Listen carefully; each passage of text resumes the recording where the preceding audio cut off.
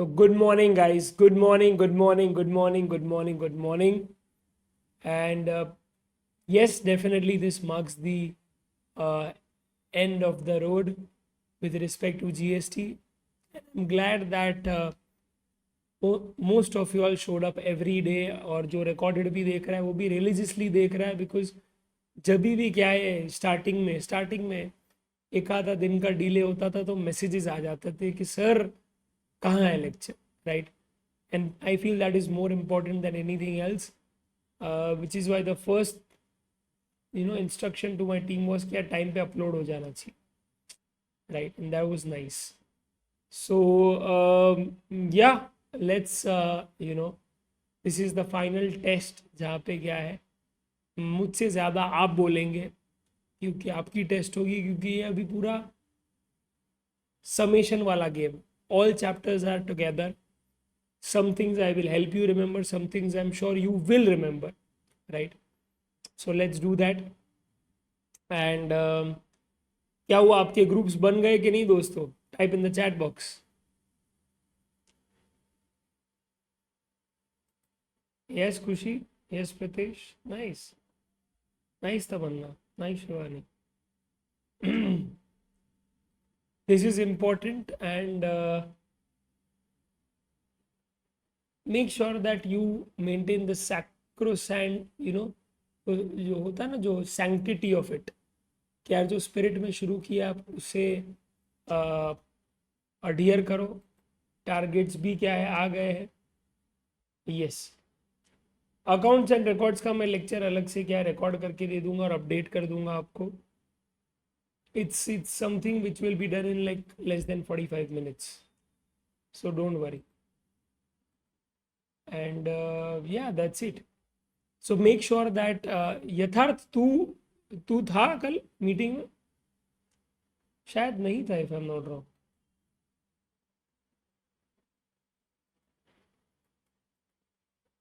Just let me know, I will also accommodate you. अच्छा था तू, ओके. कौन है भाई तेरा टीम लीडर, कौन है? या तू ही है? क्या सीन? तमन्ना है, ओके नाइस. चलो you all are all known faces, तो ग्रेट, ठीक है. I would definitely like to ask few questions, but not now, later. Right now, let's directly, my dear friends, hit on to mixed bag. Okay, चलो शुरू करते हैं. Question number 1, right? Come on, आज last दिन है बेटा, आज video on करना पड़ेगा आपको, आज मेरी बात माननी पड़ेगी आपको. आज फुल इमोशनल ब्लैकमेल होने वाला है, ठीक है? आज ऐसे आप अपना चेहरा नहीं छुपा सकते. आ जाओ. Okay. X Electronics, a registered manufacturer of electrical appliances. Okay. It made contract with dealers that purchases air conditioners of a capacity 1.5 ton in the month of October.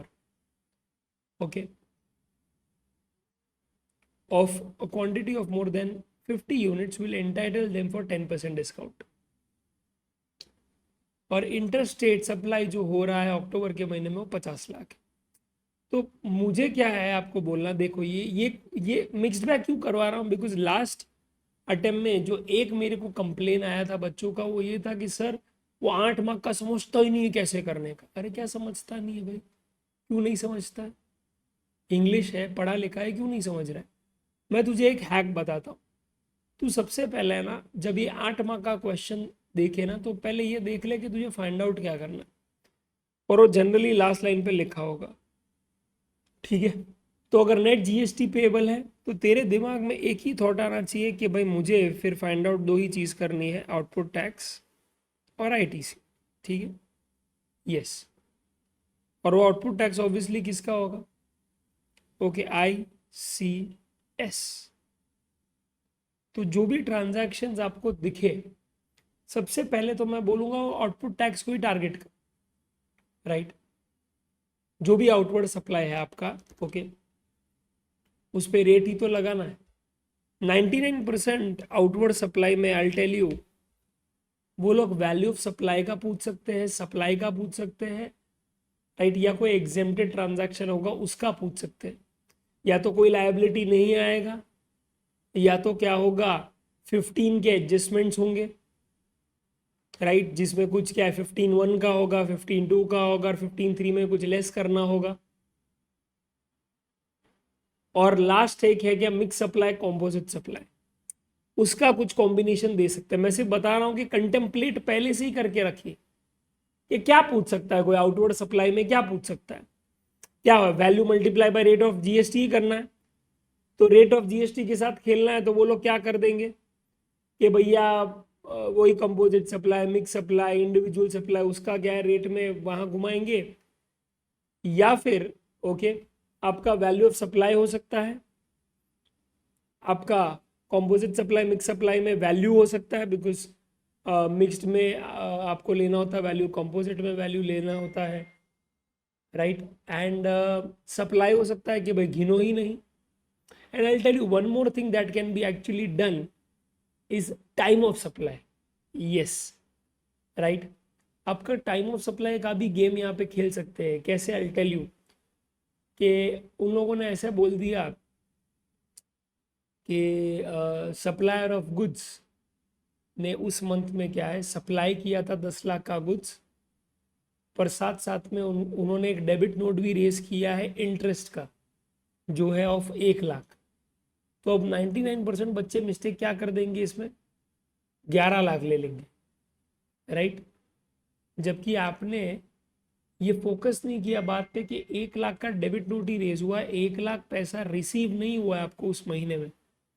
आपको जिस महीने में वो पैसा रेज होगा, माने पेमेंट आएगा बेसिकली, तो मई में आया तो मई में उसका टैक्सेबिलिटी आप गिनोगे, ना कि अप्रैल में। तो टाइम ऑफ सप्लाई का भी एक एंगल आ सकता है, ठीक है। तो supply, value of supply, time of supply and mix and composite supply, वो क्या है यहाँ पे आ सकता है, ठीक है। और आईटीसी के केस में क्या आएगा, या तो ऐसा बोल दिया कि भैया अनरजिस्टर्ड सप्लायर से माल खरीदा है रिसीपर ने, या तो 17.5 वाला केस आ गया, मैक्सिमम 17.5 वाला ही केस आएगा। या फिर क्या है आरसीएम वाला कोई केस आ गया जहाँ पे आपने सर्विस ली है तो taxes payable as per RCM, तो आईटीसी ले लो और अलग से क्या इनपुट टैक्स लायबिलिटी दिखा दो। या फिर कोई एग्जाम सप्लाई आ जाएगा जहाँ पे क्या है सिंपल सी बात है जीएसटी लगेगा ही नहीं तो आईटीसी मिलेगा ही नहीं, समझा। More or less it will hover around this things. या फिर क्या है सेक्शन 16 की कोई कंडीशन आ जाएगी कि इनवॉइस आया है पर गुड्स नहीं आया, गुड्स आया इनवॉइस नहीं आया है, या ऐसा डिटेल दे दिया कि भैया अच्छा परचेस तो किया था पर सप्लायर ने क्या है GSTR 1 में नहीं डाला है। बेसिकली कोई भी 16 की कंडीशन का उल्लंघन करेंगे तो आपको समझ जाना है कि आईटीसी ना मिले। या फिर ई इनवॉइस का कुछ आ सकता है जहां पे आपको बोल दे कि भैया IRN नहीं था इस पे, राइट। तो ऐसा सीन है। तो मैं यही बोल के रखता हूं कि यार पहले से ही अगर हम लोग कॉन्सिक्वेंस जोड़ के रख दे कि भैया क्या आ सकता है, राइट, तो फिर हमको क्या ही कोई डरा पाएगा और क्या ही कोई रोक पाएगा, राइट।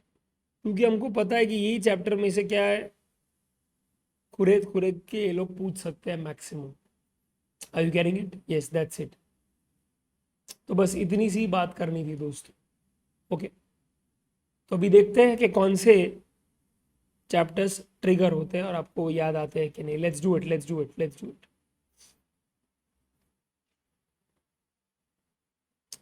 चलो,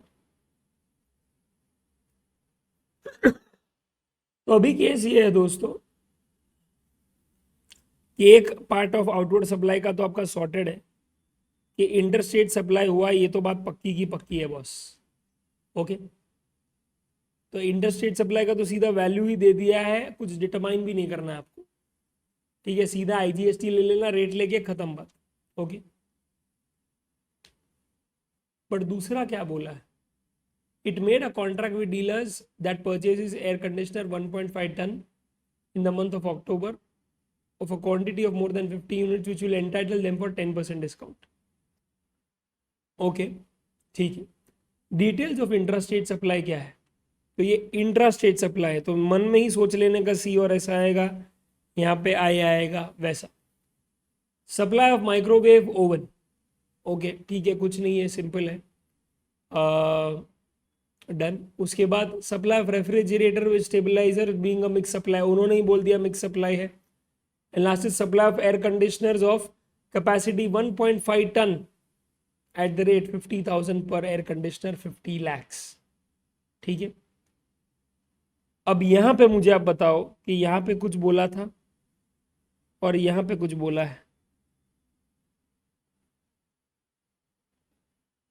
तो ये दोनों को रिलेट करके बताओ कि ये 10% डिस्काउंट मिलेगा कि नहीं इसको। कितने एसीज बिके हैं बताओ, और कितने के ऊपर डिस्काउंट है।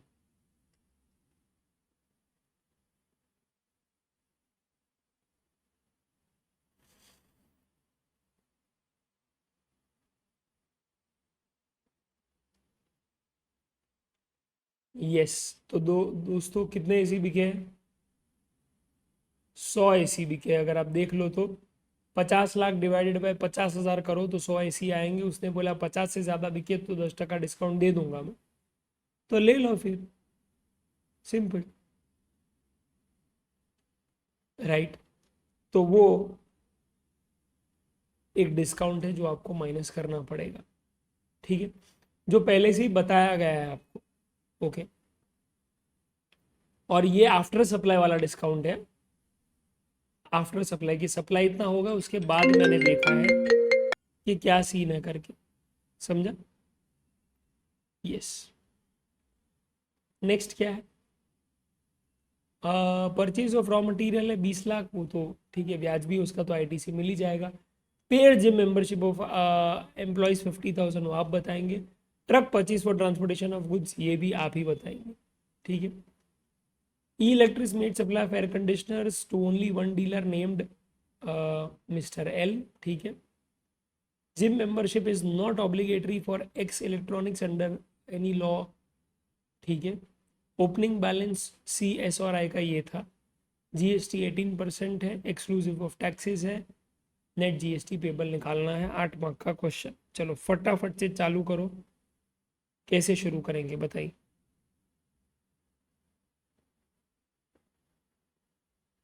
तो अगर मैं बात करूं आई सी और एस की, ठीक है, आउटपुट टैक्स क्या है,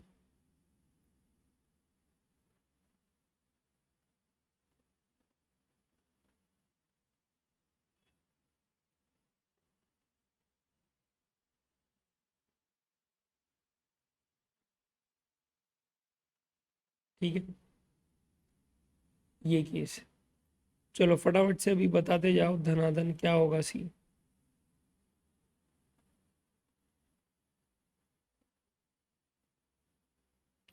तो 50 लाख का इंडस्ट्रियल सप्लाई है, पहले तो वो ले लेते हैं।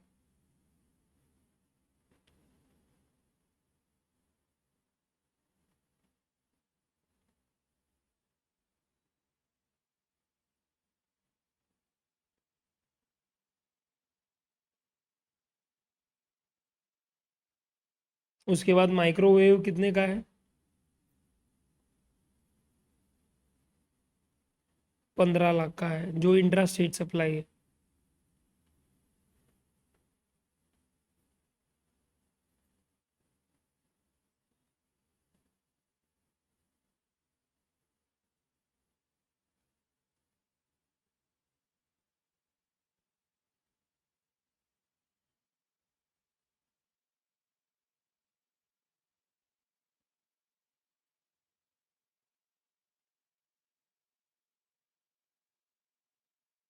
सप्लाई ऑफ रेफ्रिजरेटर,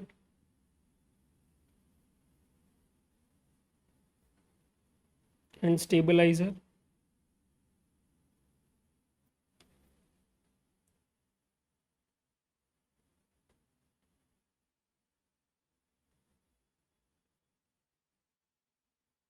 ठीक है। जीएसटी का तो 18% ही रेट है। अच्छा यहाँ पे दिया है, सॉरी, 28 और 18 दोनों है, तो आप 28 हाईएस्ट रेट ले लेंगे।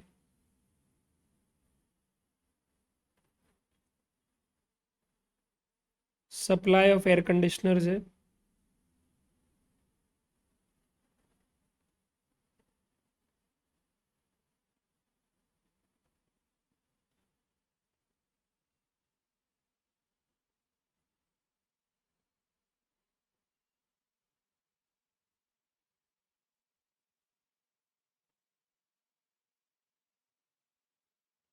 अलग से डिस्काउंट को अलग से दिखाना, या फिर ऐसा कुछ नहीं है, यहाँ पे भी दिखा सकते हो, कोई दिक्कत नहीं है, यहाँ पे ही दिखा दो, काम करो।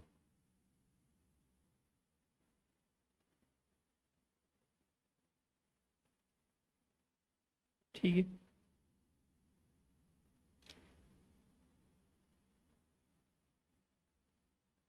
और फिर मिलेगा अपना आईटीसी।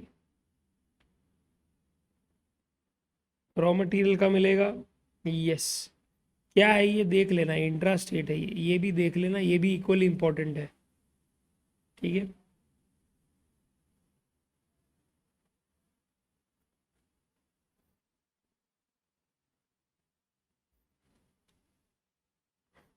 देखो इसमें है ना, पहले आप बना लो, आउटपुट टैक्स का एक अलग कॉलम बना लो, और आईटीसी का एक अलग अलग कॉलम बना लो, और फिर क्या है वो टेबल बनाना आप।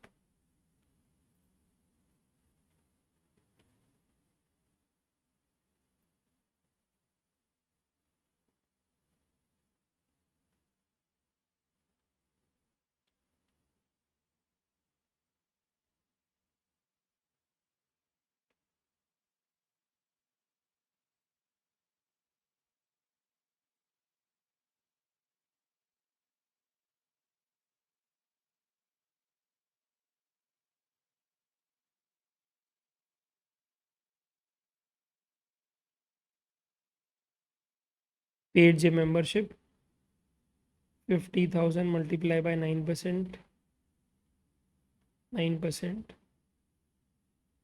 जिसको हम लोग नहीं लेंगे।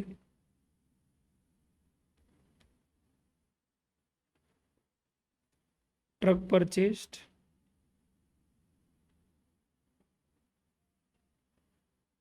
जिसको हम ले लेंगे।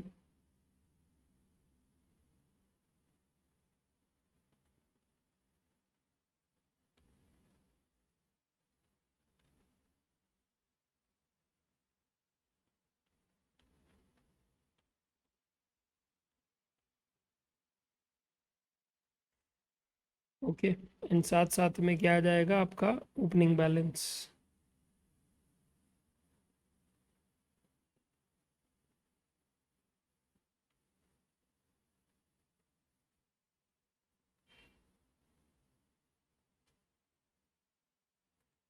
ठीक है,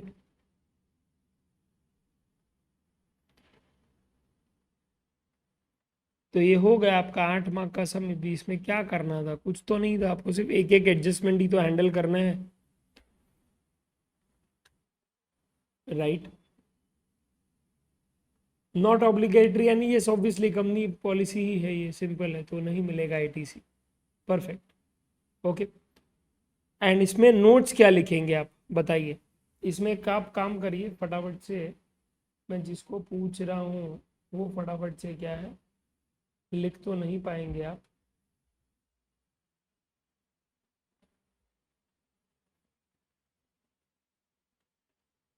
तो मैं जानना चाहता हूँ कि यहाँ पे आप नोट्स क्या लिखेंगे, किसके बारे में लिखेंगे।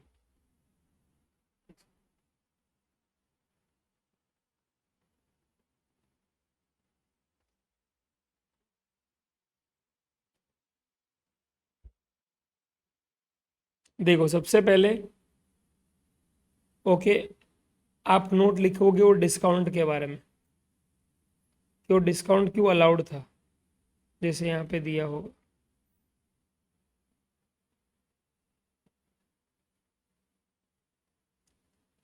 45 lakhs।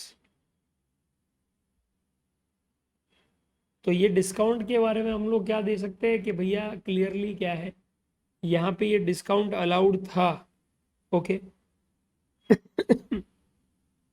अभी इन्होंने पता नहीं क्यों ऐसा अज्यूम किया है कि the discount has been given in the invoice itself, पर मैं फ्रैंकली ऐसा अज्यूम करूंगा कि ये 15(3)(a) नहीं 15(3)(b) वाला है जो उन्होंने दिया भी है यहाँ पे।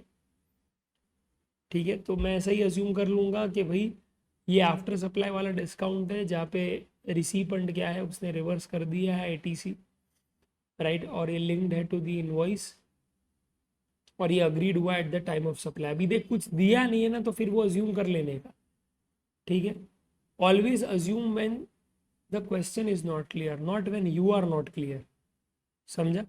यस, तो बस दैट्स इट। एंड अकॉर्डिंगली क्या है, आपने वो डिस्काउंट दिलवा दिया, तो चलो वो एक सीन सॉर्ट हो गया है। फिर यहाँ पे आपने क्या एक पोजीशन लिया था कि ये मिक्स सप्लाई है, और मिक्स सप्लाई में सेक्शन 8 के तहत हम लोग हाईएस्ट रेट लेते हैं, तो उसका नोट लिखवा दीजिए आप, ठीक है। अच्छा, फिर इसमें दे दिया आपने, आप रॉ मटेरियल का लिख सकते हैं कि भैया ये रॉ मटेरियल जो खरीदा is an inputs which is used in the course और फर्दरेंस ऑफ बिजनेस, तो उसका एज पर 16(1) आईटीसी मिल जाएगा। पेड जिम मेंबरशिप का 17(5) का लिख दो आप कि पेड जिम मेंबरशिप का ITC is blocked unless it is meant for unless it is statutorily obligated by the employer for employee, right, which is clearly not the case here। and यहाँ पे ऐसा लिख दो कि भैया motor vehicle meant for transportation of passenger where the seating capacity is up to 13 passengers including driver, the ITC of the same is blocked, but in this case it is not a passenger vehicle, it's a goods vehicle, and hence it is outside the ambit of 17(5), ITC will be allowed। बस हो गया, और क्या चाहिए, that's it. तो जहां जहां आपको लग रहा है कि आप पोजीशन ले रहे हो, कि एक स्टैंड ले रहे हो आप, उसके बारे में नोट लिख दो आप, दैट्स इट। और पहले पूरा आउटपुट टैक्स का दिखा दो, फिर आईटीसी का दिखा दो, फिर क्या है माइनस करके क्या है नेट लायबिलिटी लेके आ जाओ, एज सिंपल एज दैट, ठीक है। यस, कुछ सम्स हम लोग डिस्कस करेंगे, कुछ सम्स मैं अभी चाहूंगा कि आप खुद करें, लिख कर मेरे सामने अभी, बिकॉज इससे क्या एक फ्लेयर आएगा आपको भी कि यार कितने टाइम में हो रहा है, right. This is also one good activity that you all can do in a group, कि लेट्स से आप लोगों ने, सब लोगों ने डिसाइड कर दिया कि आज जीएसटी पढ़ेंगे, राइट। तो आज जीएसटी में वैल्यू ऑफ सप्लाई पढ़ेंगे, चलो देखते हैं किसका कितने टाइम में सम हो जाता। So there are various activities. You will have to take the lead, nothing else. Okay.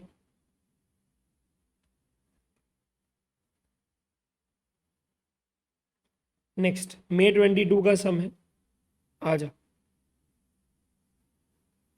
May 22 का सम है, ओके, 8 मार्क का है। Keep your pens ready. Do you have a pen? Show me a pen. Do you have a pen? Right, okay, paper है। चलो एक काम करो फटाफट से, ओके शुरू कर दो अपने आप। इट्स 9:38, देखते हैं, मैं टाइम दे रहा हूँ आपको 9:52 का। Let's see if you can crack it with notes. I want a with notes. 9:55 ले ले तू। गिविंग यू 15 मिनट्स, 15 नहीं 17 minutes. Let's see and keep a tap के तू कितने टाइम में खत्म कर देता है। तो with notes, with reasons, everything.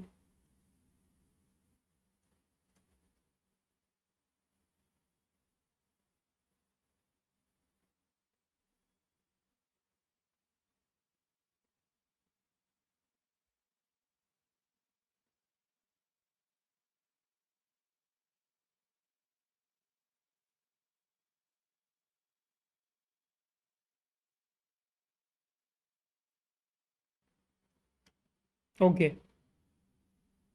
पूरा नोट्स के साथ हो गया क्या? तो दैट्स क्विक, या that's pretty quick, not bad. That's 12 to 13 minutes if I'm not wrong. And to get something like an 8 marker question is amazing. Understand the kind of confidence that you will have once you start the paper, right? तो कुछ नहीं था, बहुत simple था दोस्तों। ये बंदा झारखंड में लोकेटेड है, एंड सिंपल सी बात है, विद इन द स्टेट। देखिए, आउटवर्ड सप्लाई फोकस करना अपने को, eight the end of the day net minimum GST payable लाना है। आउटपुट टैक्स माइनस आईटीसी, ये आपका इंट्रा हो गया, ये आपका इंटर हो गया, राइट। ठीक है, तो आपका आउटवर्ड सप्लाई का डेटा एक ही क्या है, उसने एक ही लाइन में सिमेट के रख दिया है।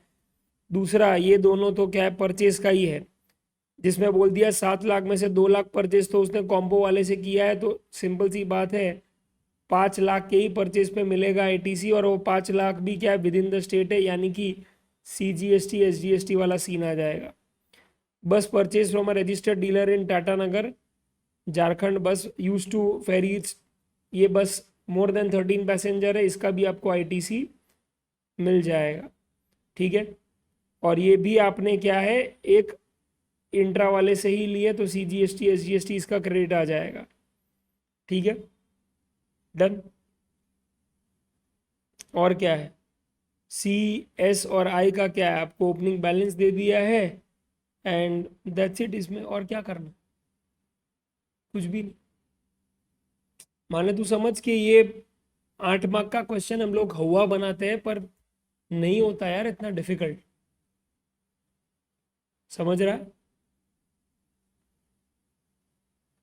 आंसर आया तेरा ये?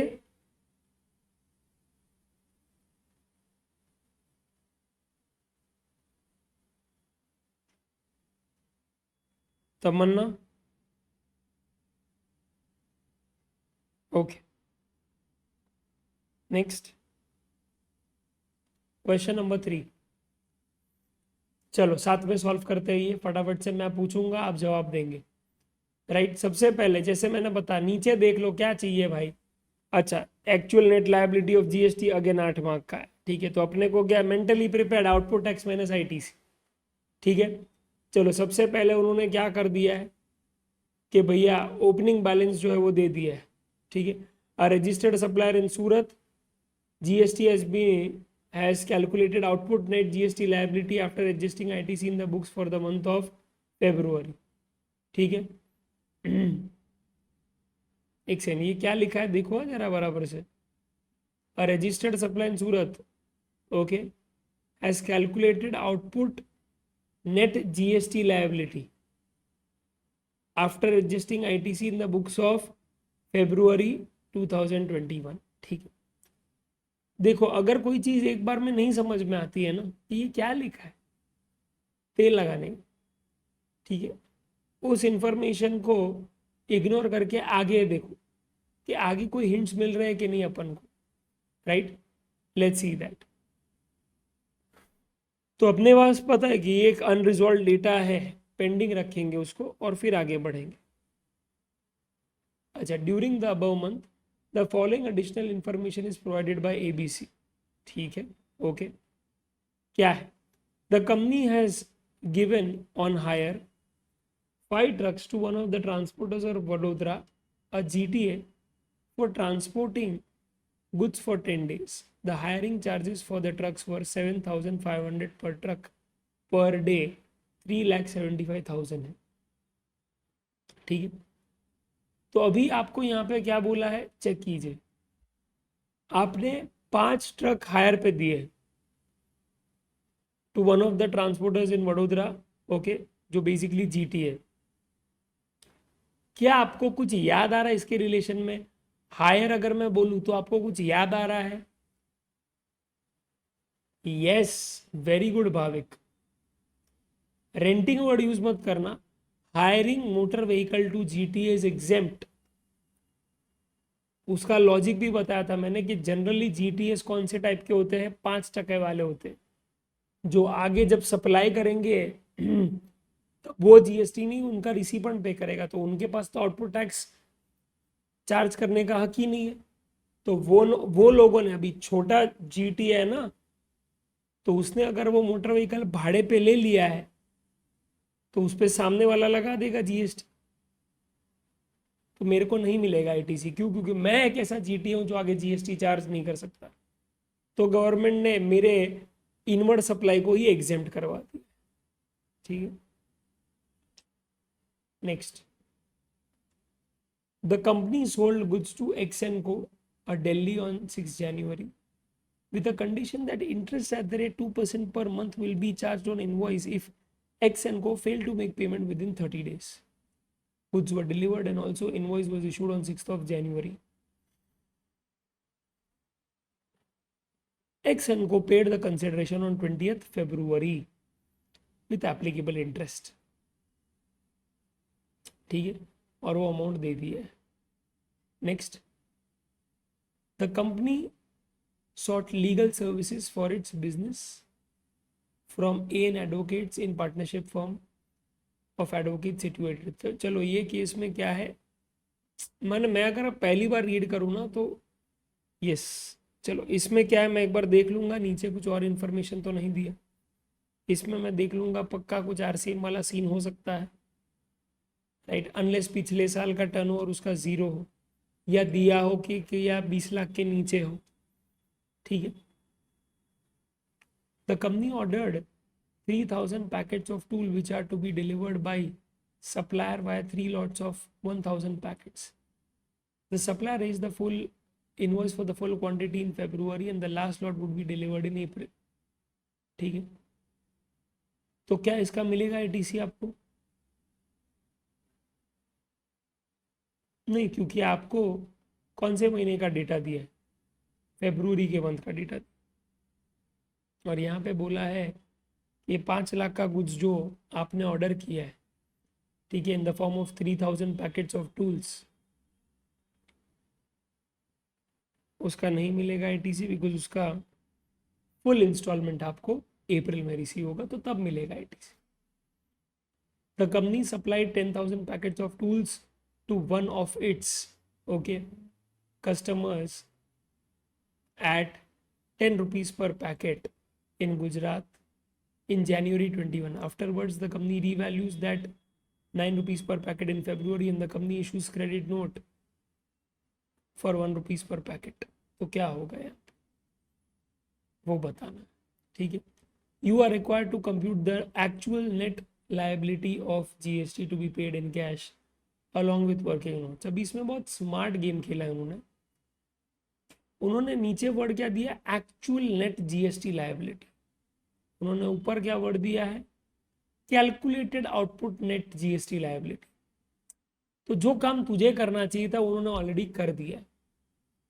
कुछ आउटपुट टैक्स होगा, कुछ ITC होगा और इससे ज्यादा ट्रांजैक्शंस होंगे, वो ऑलरेडी उन लोगों ने माइनस करके क्या है, कंक्लूजन पे आ गए हैं कि नेट GST लायबिलिटी C का इतना है, S का उतना है, I का इतना है. ठीक है. अब ये लोग जब क्वेश्चन पूछते कि एक्चुअल क्या है, तो तुझे कुछ नहीं, इसी में ही एडलेस करना होगा कुछ ना कुछ, and you will have to arrive at the new liability. ठीक है. तो नेट GST पेबल इतना है, वो मान के चलो. ये काफी स्मार्ट था ये मूव. ये बच्चा कोई भी कंफ्यूज हो सकता है बिकॉज वो तो इसी पर्सपेक्टिव से जा रहा है कि सर ने तो यही सिखाया आउटपुट टैक्स माइनस ITC. यहाँ पे तो ऑलरेडी लायबिलिटी बनाया हुआ है, तो वो स्ट्राइक ही नहीं होगा तेरे को कि अच्छा इसके अंदर हम लोगों को कुछ एडलेस करना है. देख ये सब कॉमन सेंस वाली चीज़ें हैं, तो घबराहट में जनरली कॉमन सेंस कॉमन रहती नहीं, वो बहुत अनकॉमन रह जाती है. ठीक है. तो ठीक है, अभी इसके अंदर देखेंगे अपन जो भी क्या है चीज़ें. अभी ये एडिशनल इंफॉर्मेशन है ना, तो उसका इफेक्ट तो दिया नहीं होगा. ठीक है, तो उसका इफेक्ट देना है तुझे, तो तू दे दे. जैसे फॉर एग्जाम्पल अगर तू देखेगा ये पहला वाला केस, ठीक है, तो वहाँ का देख कुछ इफेक्ट दिया ही नहीं है अगर तू देखेगा तो. क्यों? क्योंकि वो एग्जेम्प्ट है, तो क्यों इफेक्ट दूँ मैं उसका कुछ. ओके. तो आज जो मोटर व्हीकल जो आपने भेजी है हायर पे टू दिस GTA, मैं उसका कुछ भी इफेक्ट नहीं भेजूंगा. समझा?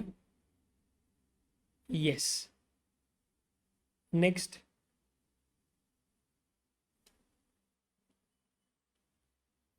सेकेंड वाला क्या है बताओ.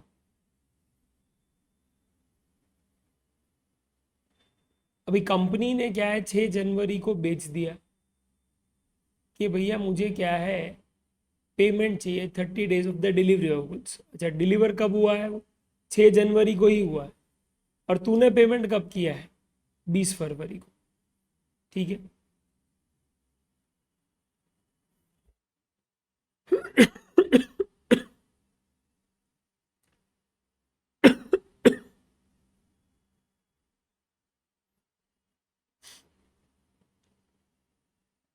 अभी देखो, इन्होंने यहाँ पे इंफॉर्मेशन इतना दिया है कि बॉस 6 जनवरी को मैंने भेज दिया, 6 जनवरी को मिल गए।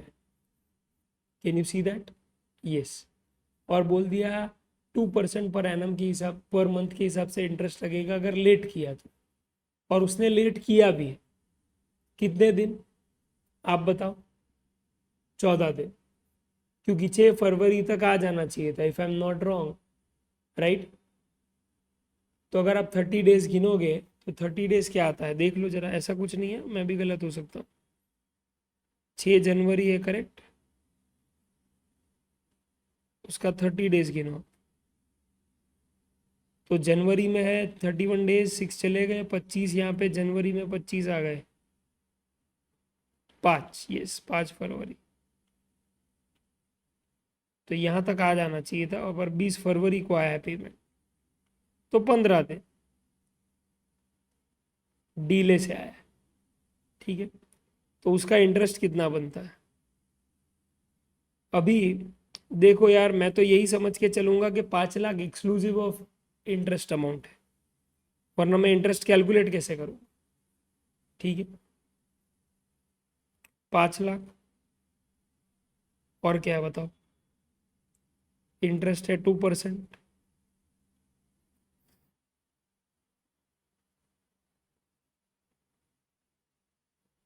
2% पर मंथ है, ओके ठीक। और यहाँ पे 30 डेज, फ्रैंकली 2% पर मंथ है, पर मैं इसको 24 टका ही गिन लूंगा for safer side, so that क्या है, मेरा कैलकुलेशन में कोई बाधा ना है। क्योंकि कैलकुलेशन हमेशा क्या है, एनुअलाइज तरीके से ही गिना जाता है। अभी विल हैव टू सी कि उन्होंने क्या किया है। तो तू वैसे ही गिनना। और यहाँ पे डिले कितना हुआ है? 15 डेज, तो 15 डेज गिन लेना। तो ये तेरा कुछ इंटरेस्ट आया होगा। ठीक है। और वो इंटरेस्ट भी फरवरी के महीने में ही आ गया, तो टाइम ऑफ सप्लाई उसका वही ट्रिगर आ जाता है।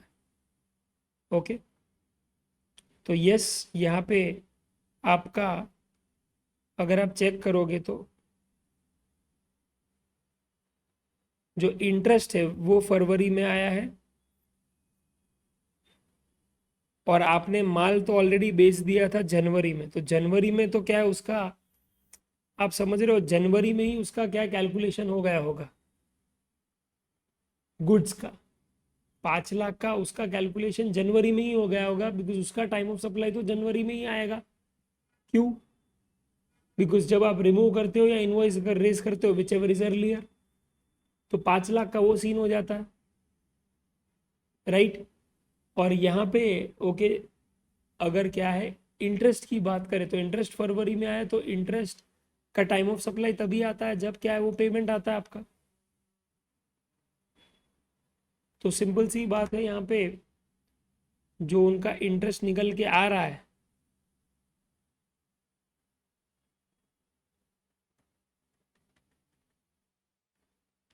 Two percent,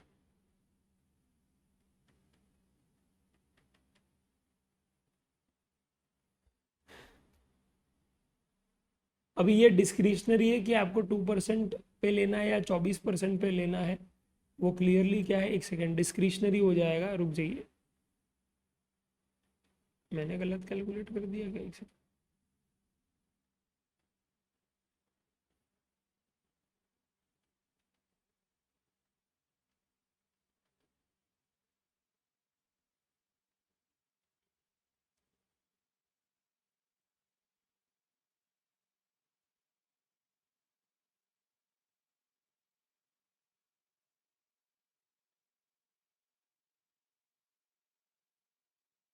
correct.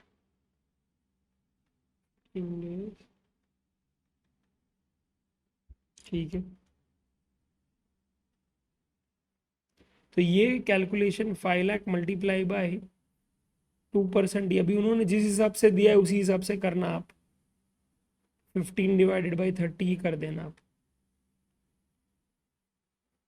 तो आपको आंसर आ जाएगा।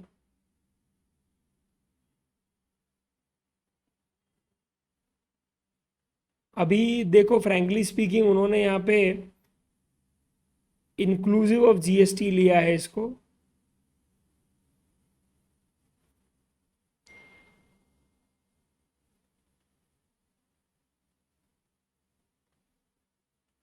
पर आप एक्सक्लूसिव भी गिन सकते हो, तो वो उनके हिसाब से उन्होंने ले लिया है। ठीक है, आप इंक्लूसिव भी ले सकते हो, एक्सक्लूसिव भी ले सकते हो, so that's completely fine, that is not an issue. Main यहाँ पे एडजस्टमेंट ये था कि टाइम ऑफ सप्लाई गुड्स का क्या है, जनवरी में हो गया है हिसाब किताब, इंटरेस्ट जो है उसका फरवरी में हुआ है, तो you take that into account.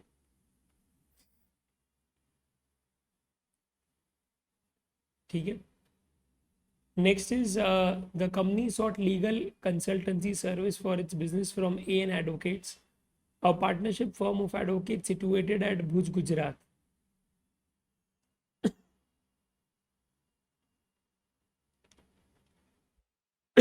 अभी देखिए, अगर क्या है, ऐसा दिया है कि भैया कोई पार्टनरशिप फर्म ऑफ एडवोकेट्स या एडवोकेट्स, उन्होंने क्या है सर्विस दिया है आपको, लीगल सर्विस, और आपको पता चलता है कि ये रजिस्टर्ड पर्सन है या एक बिजनेस एंटिटी है, तो अनलेस कुछ बोला नहीं है अबाउट प्रीवियस टर्नओवर, तो आपको एक ही क्या है सिचुएशन लेके चलना है, क्या कि वो ज्यादा ही होगा लास्ट ईयर, एंड आप सीधा आरसीएम डाल सकते हो।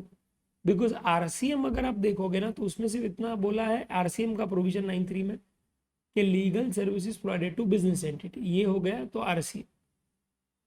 फिर आगे जाके एग्जेम्पशन वालों ने बोला है क्या कि पिछले साल का टर्नओवर अगर क्या है, अगर आपके थ्रेशोल्ड लिमिट से कम है तो वो एग्जेम्प्ट है, समझा। तो अगर कुछ नहीं दिया उसका मतलब यही लेना है कि आरसीएम लगेगा लगेगा लगेगा, राइट। बिकॉज हम लोग आरसीएम की प्रोविजन के हिसाब से ही जा रहे हैं फिर, क्योंकि आरसीएम के 9(3) में सिर्फ क्या लिखा है, legal services provided to business entity, RCM.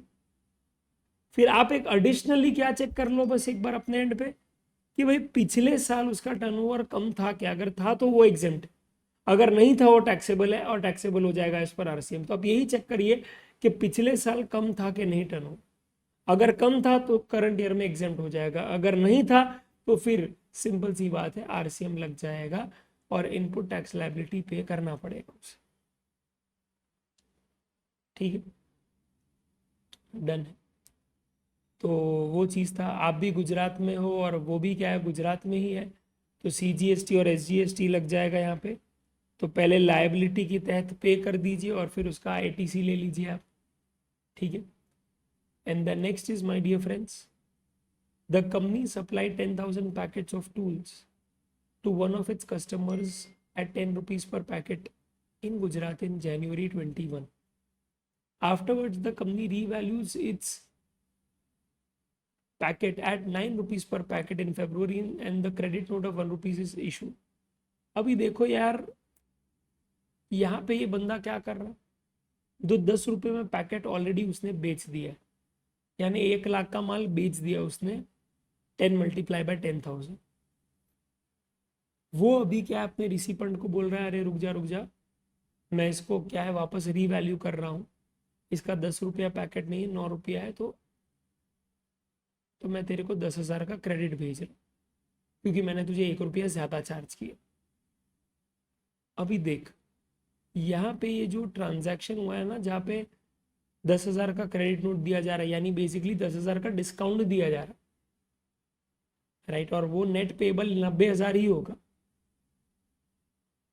वो जीएसटी के कंप्यूटेशन में कहीं पे भी रिड्यूस करने आपको नहीं मिलेगा, बिकॉज ये चीज़ पहले कभी अग्री ही नहीं हुई थी, डिस्कस ही नहीं हुई थी कि ऐसा कुछ करना है करके।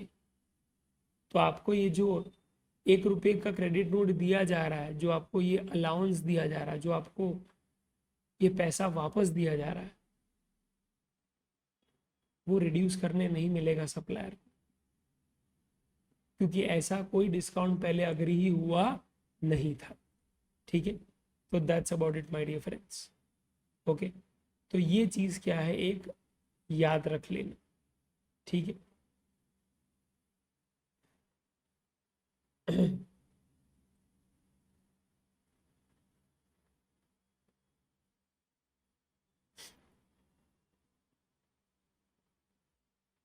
ओके, तो यहाँ पे उन्होंने क्या कर दिया है देख लेना। यहाँ पे उन्होंने लायबिलिटी ऊपर दिखा दिया और फिर यहाँ पे आईटीसी ले लिया। पर बात यहाँ पे ख़त्म नहीं होगी, बात यहाँ पे ख़त्म नहीं होगी दोस्तों। आपको अलग से लीगल सर्विस का लायबिलिटी दिखाना भी पड़ेगा यहाँ पर, समझा? अलग से दिखाना पड़ेगा, क्योंकि हम लोग आरसीएम में वही करते हैं, पहले इनपुट टैक्स लायबिलिटी पे करते हैं,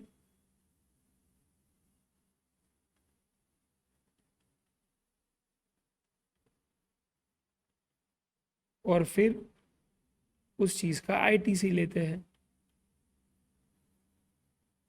simple.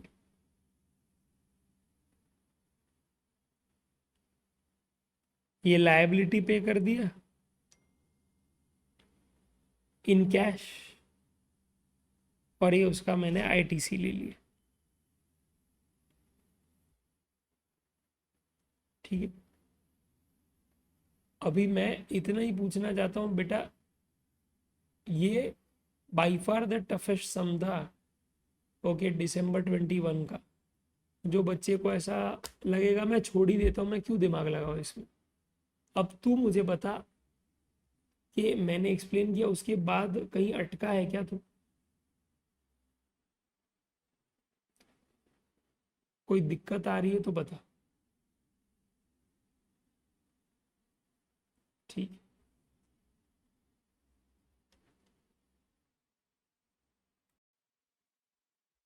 Okay friends, next is question number 4। Nilkhand Private Limited, a registered supplier of goods and services at Kolkata, has furnished the following information for the month of February. RTP November 22. Intrastate supply of taxable goods including 1 lakh received as advance in January. The invoice was for the entire sale 4 lakh. ठीक है, यहाँ पे भी एक बार देख लो क्या find out करना है। मिनिमम जीएसटी पेबल, ठीक है। ओपनिंग बैलेंस दिया है, चलो आप धनाधन चालू करते हैं। फेब्रुवरी का महीना है और आप कलकत्ता से बिलोंग करते हो, okay. Intrastate supply of taxable goods including 1 lakh received as advance in January. The invoice for the entire sale value is issued on 15th February. अब मैं तुझसे पूछना चाहता हूं इसका क्या करेगा तू? 4 लाख में से 1 लाख एडवांस आया है, ओके। ऑलरेडी एडवांस आ चुका है जनवरी में, ठीक है। तो अब तू क्या करेगा, 3 लाख पे ही क्या जीएसटी लगाएगा या 4 लाख पे लगाएगा? याद रखना ये 4 लाख का ओके इनवॉइस भी फरवरी में गया है और सप्लाई भी फरवरी में ही हुआ है, पेमेंट मिला है तेरे को जनवरी में। तो इसमें बता, ये क्लासिक एडजस्टमेंट है टाइम ऑफ सप्लाई का, जो तेरे को पूछ सकते हैं वो लोग। बहुत ब्यूटीफुल एडजस्टमेंट है ये, और ऊपर जो इंटरेस्ट वाला था ना वो बहुत ब्यूटीफुल एडजस्टमेंट है।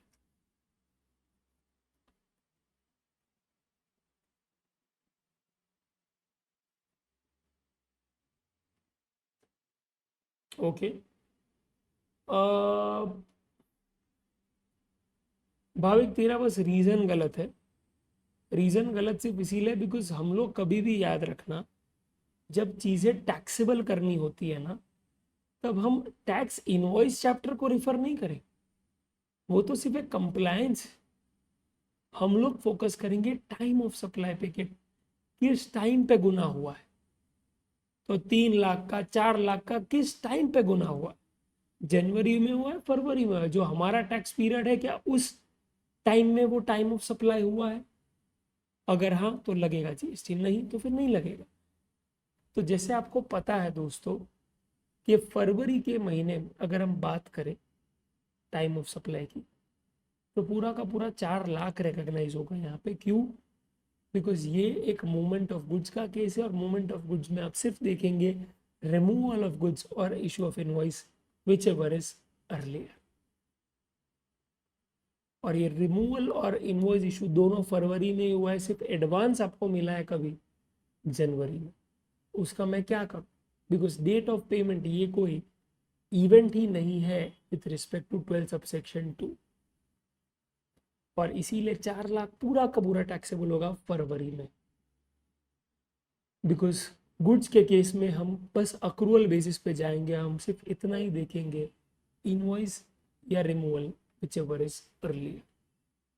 पर यही चीज अगर सर्विस में होती तो तू क्या करता?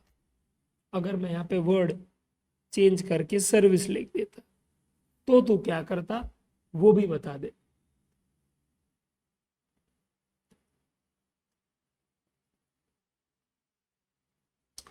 एकदम करेक्ट, एकदम करेक्ट। सर सिर्फ 3 लाख पे करते because 1 lakh already as an advance उसका टाइम ऑफ सप्लाई आ जाता जनवरी। बिकॉज हम लोग at the end of the day 13(2) में क्या कंपेयर करते हैं? इनवॉइस या payment whichever is earlier, या फिर date of completion of service या date of payment whichever is earlier. Is that very clear? Yes.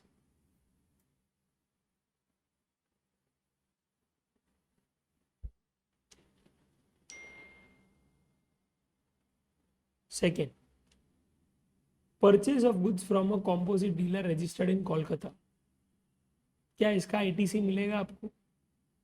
तो ये याद रखना, ये आउटवर्ड सप्लाई का डिटेल था, ये इनवर्ड सप्लाई का डिटेल। क्या मिलेगा? नहीं मिलेगा। ठीक है, तो नोट आएगा फिर इस पे कि when a normal tax payer purchases goods from composite dealer, ITC is blocked under 17(5). 17(5) लिख के आना, माँ कसम 10(4) मत लिख के आना गाउठी, क्योंकि 10(4) में कॉम्पो अगर नॉर्मल से करता है तो फिर क्या है, उस पर आईटीसी ब्लॉक्ड है, यानी तो कॉम्पो वाले को नहीं मिलेगा आईटीसी। भाई मैं सिर्फ इतना बोलना चाहता हूं कि मेरे बिरादरी का जो सेक्शन होगा वो मेरे बारे में ही कमेंट करेगा ना। तो कॉम्पो टैक्स पेयर का सेक्शन कौन सा है? 10। तो सेक्शन 10(4) ये कमेंट करता है क्या कि कॉम्पो टैक्स पेयर अगर नॉर्मल वाले से खरीदता है, अभी नॉर्मल वाला तो लगा देगा जीएसटी 18%, तो कॉम्पो वाले को नहीं मिलेगा ITC as per with section 10(4).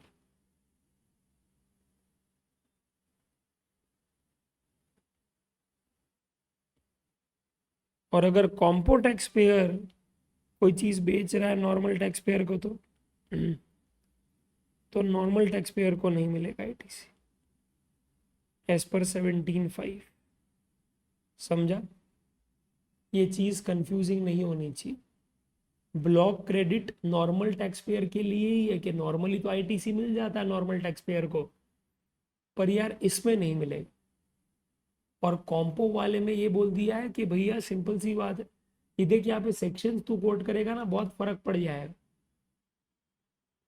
क्योंकि तेरा क्लैरिटी पता चलेगा। तू सिर्फ इतना, तेरे क्या है, तेरे दोस्त को पूछ के आ जाना, उसको पता ही नहीं होगा इसका डिफरेंस। मैं लिख के भेज रहा हूँ,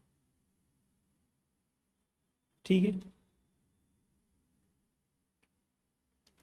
next, service provided by the way of labor contracts for repairing a single residential unit otherwise than as a part of a residential complex, it is an intrastate supply। क्या है ये? इस पे पूरा का पूरा एग्जेम्पशन करवाया है।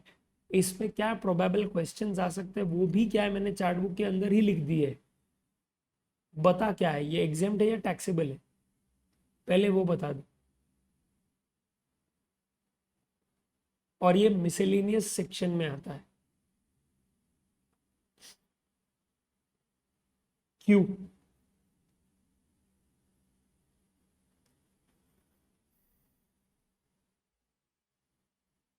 एकदम सही जवाब। It is not pertaining to original works. Repairing का काम हुआ है।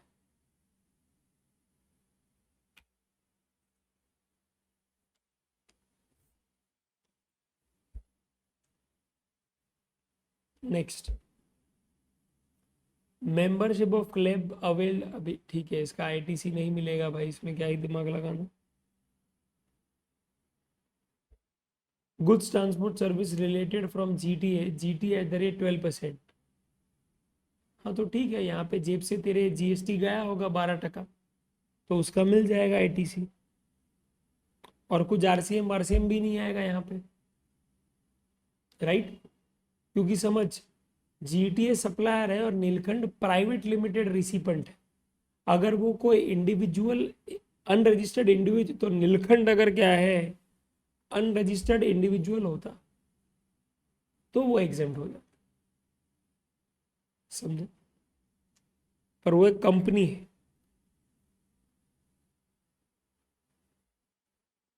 Okay, next, interstate services provided by the way of training in recreational activities relating to sports। इसको आप काट ही दो, बिकॉज इसके रिलेशन में अमेंडमेंट ही आ चुका है, तो जाने दो अभी इसको। बिकॉज अभी मुझे जानना पड़ेगा कि वो स्पोर्ट्स जो है वो एक चैरिटेबल ट्रस्ट ने की है या एक प्राइवेट लिमिटेड ने, ठीक है? तो अभी फ्रेंकली स्पीकिंग अगर वो अमेंडमेंट के हिसाब से ही जाए, ठीक है, तो प्राइवेट लिमिटेड ने की है तो ये टैक्सेबल हो जाएगी, समझ? That's it. तो लिखना, तो एक काम करो, अब लिख भी दो उसका आंसर, वैसे ही लिख देंगे अपन। चलो आंसर देख लेते इसका क्या है और अकॉर्डिंगली चेंज कर दो।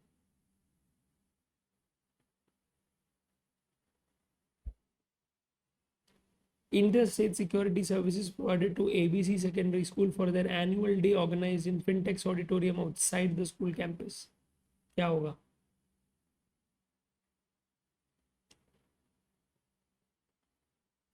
आउटसाइड द स्कूल कैंपस है। अच्छा मुझे बताओ, कौन सी 3 सर्विसेज है जो आउटसाइड दी तो टैक्सेबल हो जाएगी? 5 सर्विसेज में से कौन सी 3 सर्विसेज है जो if you provide service to an education institution like pre school से लेके high school? Correct, housekeeping, cleaning, security, perfect. याद आवे છે તને? याद आवे છે? नेक्स्ट, यार ये इनपुट्स वाला है, सेकेंड लॉट, ठीक है, नहीं मिलेगा इट इज।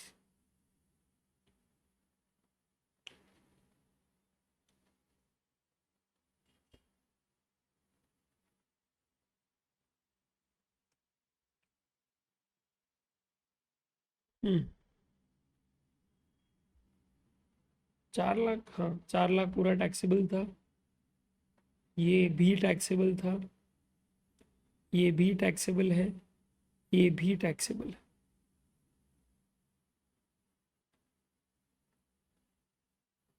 और आईटीसी में इसका नहीं मिलेगा, इसका भी नहीं मिलेगा, इसका मिल जाएगा, और इसका भी नहीं मिलेगा, ठीक है? आइडियली ऐसे टाइप के ही कैलिबर के सम्स आते हैं, ठीक है? Again looks very big, but it's an 8 marker question, आराम से सॉल्व हो जाएगा। RTP May 23।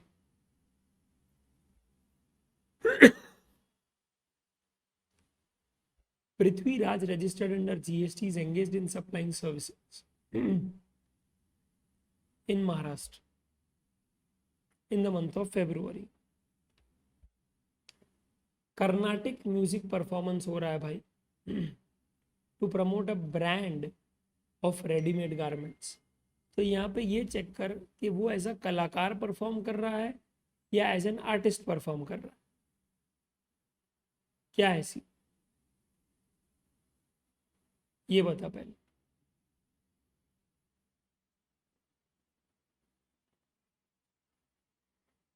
As a brand ambassador perform कर रहा है, एकदम सही जवाब। और इसीलिए ओके, ये हो जाएगा taxable. Outdoor catering avail for marketing event organise for prospective customers, क्या हो जाएगा?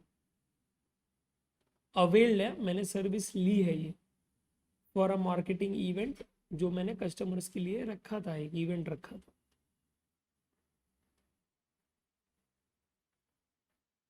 क्या इसका आईटीसी मिलेगा?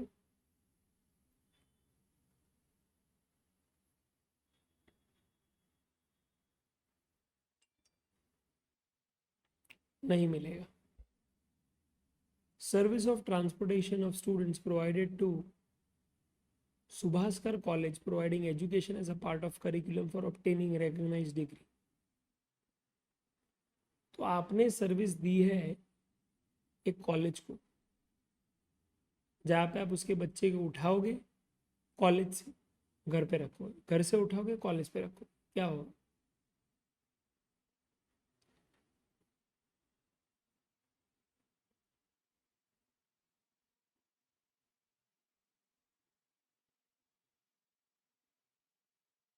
क्या ये सर्विस एग्जेम्प्ट होगा या टैक्सेबल होगा? टैक्सेबल है सर, क्योंकि यहाँ पे ये टाइप की 5 सर्विसेज जो है जिसमें ट्रांसपोर्टेशन भी आता है वो एग्जेम्प्ट है, प्री स्कूल से लेके हाई स्कूल, और ये तो डिग्री दे रही है कॉलेज, तो टैक्सेबल है सर।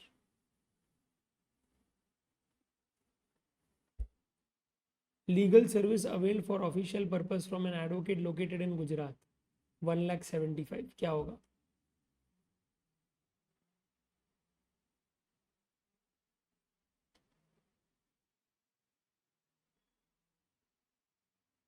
एक सबसे पहला तो ये चेक कर ले कि पिछले साल का टर्नओवर क्या था।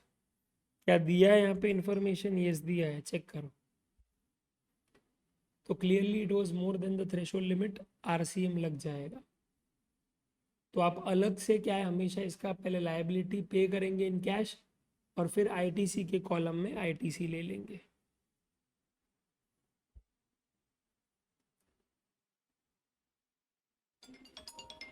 ओके, नेक्स्ट क्या है?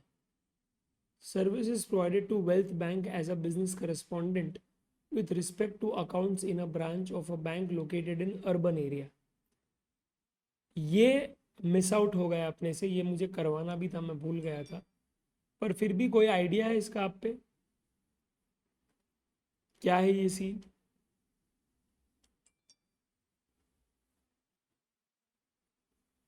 मैं बता देता हूँ, रुक जाओ। आप है ना इसको एग्जाम्शंस में लिख भी दो ज़रा, या फिर हाँ एग्जाम्शंस में ही लिख दो आप। मैं बताता हूँ कहाँ लिखना है, रुक जाओ।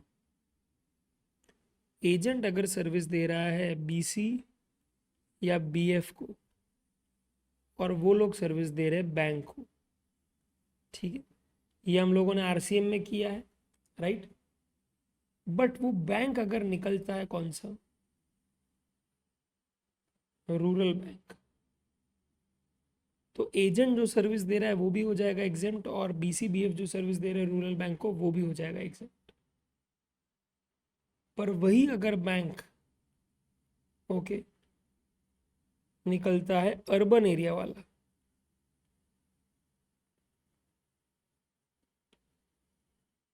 तो भैया पूरा चेन वापस हो जाएगा टैक्सेबल। और फिर बीसीबीएफ है तो डिपेंड करता है कि क्या हो आप, अगर बीएफ हो तो कोई रिस्पॉन्सिबिलिटी लोगे नहीं, तो उसमें एजेंट और बैंक पे कर देंगे, और बीसी हो तो दोनों केस में बीसी ही पे करेगा, ठीक है। तो ये चीज़ या तो आप यहाँ एग्जेम्पशंस में लिख दो, मिसलेनियस एग्जेम्पशंस में लास्ट में कहीं,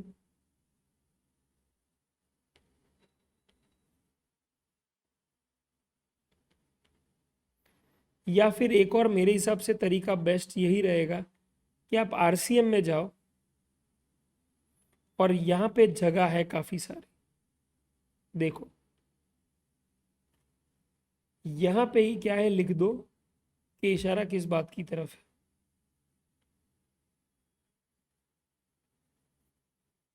तो मज़ा आ जाएगा कि यार साथ साथ में पूरा कॉन्सेप्ट ही निपट जाएगा।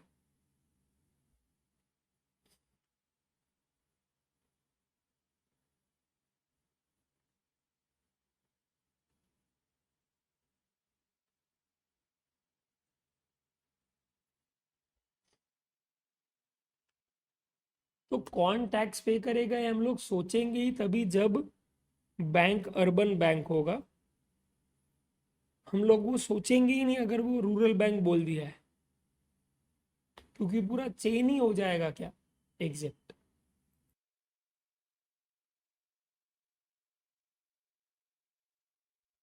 Okay done.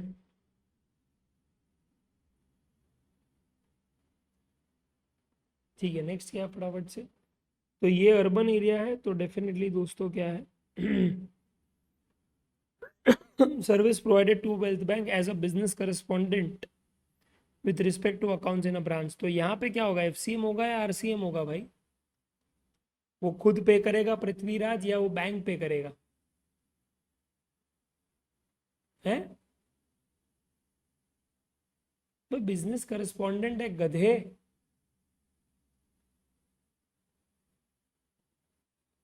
तमन्ना ये क्या लिखा है तूने?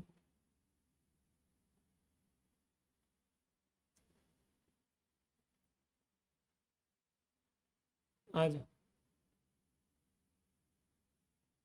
आरसीएम होगा क्यों? अरे बीएफ बोला था ना मैंने, बीएफ जूनियर होता है, बीसी सीनियर होता है, बीसी सब रिस्पॉन्सिबिलिटीज अपने हाथ में ले लेता है। चेक कर, मैंने लिखवाया था वो कि बीएफ जो होता है वो सिर्फ क्या करता है, क्रेडिट रिपोर्ट देता है। बीसी जो होता है वो बकायदा लोन सैंक्शन कर देता है ऑन बिहाफ ऑफ बैंक। तो जो भी रिस्पॉन्सिबिलिटीज होती है बीसी की, वो बड़ी रिस्पॉन्सिबिलिटीज होती है, और इसीलिए agent to BC BC, BC to bank BC. अगर कंफ्यूजन है तो जा एक बार आरसीएम में जाके देख ले। तो यहाँ पे एफसीएम ही आ जाएगा और सप्लायर ही टैक्स पे करेगा। तो ये आपके आउटवर्ड सप्लाई में आना चाहिए। Next, recovery agent providing service to car dealer, यहाँ पे क्या होगा? FCM, yes, because recipient is neither a bank nor NBFC. ठीक है, and last, general insurance taken on car seating capacity 5 used for official purpose 40,000, क्या होगा यहाँ पे? नहीं मिलेगा आईटीसी। क्यों? क्योंकि ऑब्वियसली आपको मोटर व्हीकल का नहीं मिलेगा, बिकॉज उसका सीटिंग कैपेसिटी क्या है, 13 से कम है। तो आपको उसके इंश्योरेंस का भी नहीं मिलेगा। ठीक है, समझा क्या?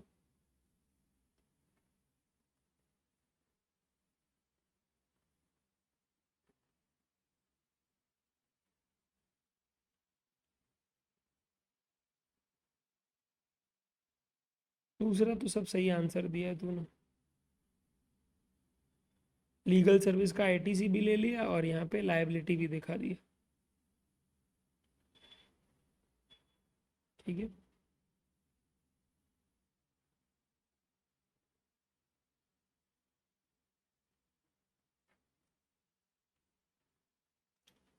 क्वेश्चन नंबर 6,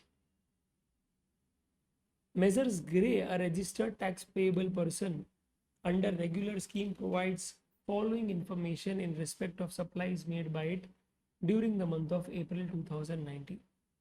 ठीक है, बंदे ने इंटर स्टेट सप्लाई कर दिया है, चलो वो तो दे दिया ऑलरेडी इन्फॉर्मेशन कि आउटवर्ड सप्लाई है और उस पर आईजीएसटी लग जाए। फिर बोला है इंट्रा स्टेट, ये अभी सबसे ज़्यादा मिस्टेक लोग इसी में करते हैं, तो मैं चाहूँगा तो इसको अच्छे से पढ़े और मुझे वैल्यू और रेट दोनों का आंसर दे। ठीक है, बराबर से पढ़ना, बराबर से पढ़ना, ज्यादा मत पढ़ना, जितना उतना ही पढ़ना।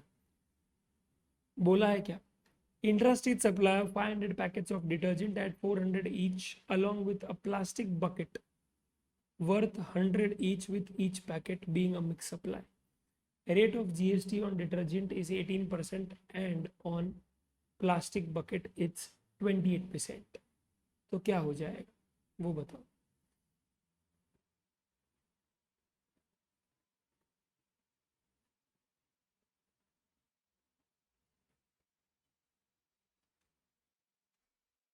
मैं 500 पैकेट को किससे मल्टीप्लाई करूँ, 400 से करूँ या 500 से करूँ, वो बता दो बस। हाईएस्ट वाइज छोड़, इसका आंसर दे दे बस, दे दे इसका आंसर।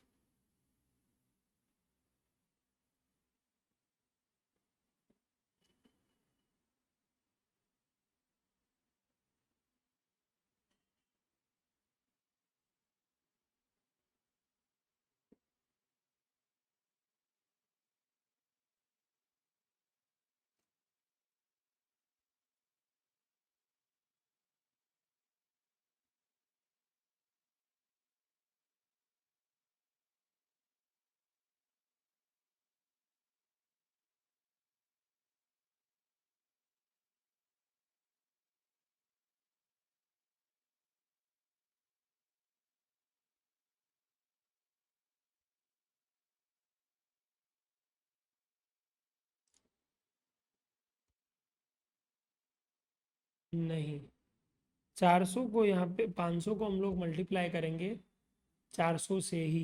क्यों? क्यों? क्योंकि मेरे बंधु, क्या लिखा है, 500 packets of detergent at 400 each along with a plastic bucket worth 100 each with each packet being a mixed supply। तो did you realize कि आज मिक्स सप्लाई अगर होता है तो मिक्स सप्लाई को के केस में मैंने तो रिसिपेंट को एक ही प्राइस दिया होगा ना। अरे तब जाके तो मिक्स सप्लाई का प्रोविजन ट्रिगर हुआ है। तो वो एक प्राइस क्या होगा, 400। और वो 400 के अंदर 100 रुपए का क्या है, वो प्लास्टिक बकेट है। आई यू गेटिंग इट? अरे समझा क्या? 400 और 100 में, अरे वो बाइफर्केशन तेरे लिए है कि 400 के अंदर बाइफर्केशन क्या था, राइट? पर ये मिक्स सप्लाई का प्रोविजन ही ट्रिगर नहीं होता अगर सिंगल प्राइस कोट नहीं किया होता। और सिंगल प्राइस आपने क्या कोट किया होगा रिसिपेंट को, 400। आपने अगर 300 और 100 कर दिया होता तो फिर वो मिक्स सप्लाई ही नहीं होता, फिर उस पर इंडिविजुअल सप्लाई पे जीएसटी लग जाता। इसीलिए आएगा 400।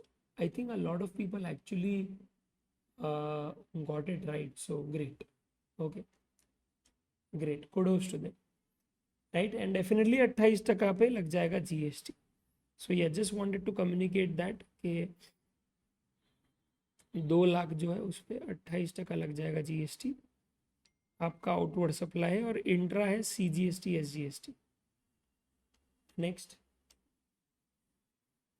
supply of online education journals to Measures Pinnacle, a private coaching center providing tuitions to students of class 10 being intrastate supply 50,000।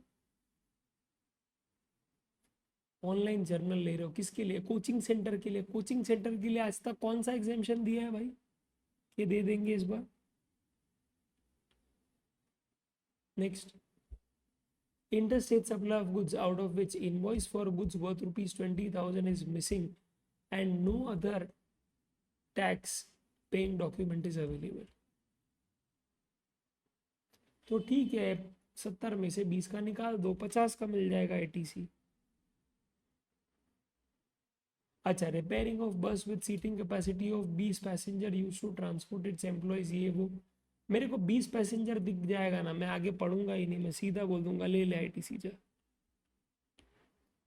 Additional ITC यहाँ पे है, वो ऐड कर दो, खत्म।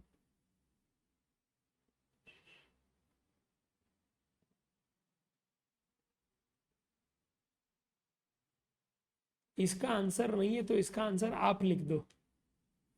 इसमें नोट्स किसका लिखोगे आप? इसका लिख दोगे, मिक्स सप्लाई का, ऑनलाइन वाले का, कि भैया रिसिपेंट यहाँ पे एक ऐसी इंस्टीट्यूट नहीं है जो डिग्री दे रही है which is recognised in law, instead its a coaching institute, इसीलिए टैक्सेबल है।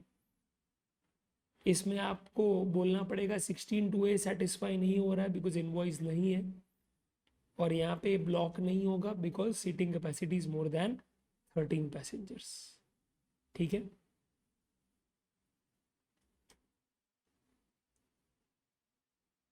Okay.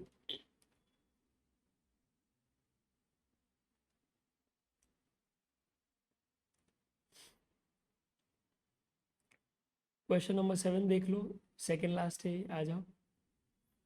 A to Z, a proprietary firm registered in GST, is engaged in providing various services under one roof.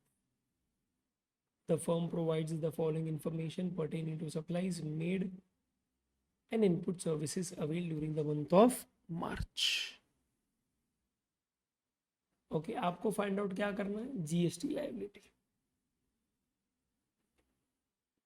ठीक है,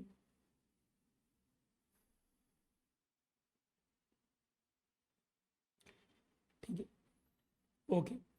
आपका inward and outward supply का rate है okay 9%, accept renting जिसका rate है 5%।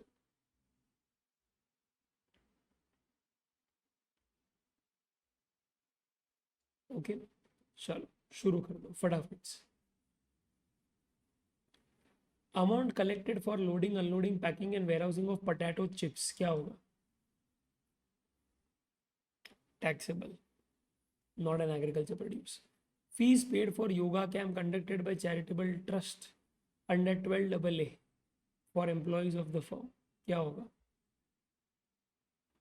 क्या योगा करना एक चैरिटेबल एक्टिविटी है? यस सर, आपने रामदेव बाबा का एग्जाम्पल दिया था, एग्जाम्प्ट हो जाएगा। Interest received on fixed deposits with Apna bank limited by the firm, exempt.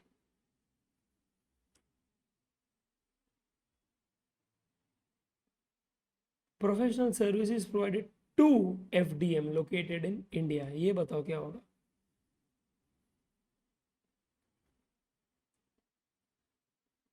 Pritesh,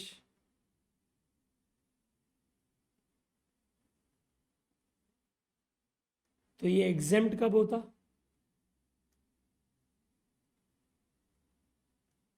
जब होता बाय, समझा। तो अगर फॉरेन एम्बेसी आपको सर्विस दे रहा है वीज़ा ऑथेंटिकेशन का, तो वो एग्जेम्प्ट होगा। और ये भी मैंने बाकायदा मिसलेनियस प्रोविजन में आप जाओगे अगर, तो बाकायदा बाय को एग्जाम लिखा है, टू को टैक्सेबल लिखा है, बाकायदा ये चीज़ पॉइंट आउट करी गई है। ठीक है, तू चाहता है कि तुझे याद रहे, और तो मैं तो बोलूँगा जा वो एग्जेम्पशंस में, और एक और काम कर,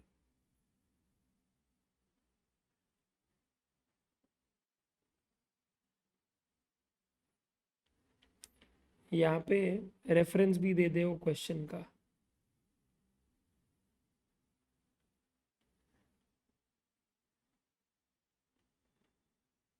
सो दैट तुझे याद रहे कैसा कुछ किया था।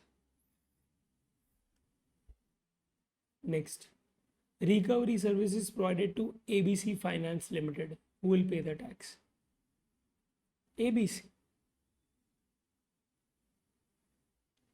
Security service provided to XYZ, और XYZ एक रजिस्टर्ड पर्सन है, क्या होगा,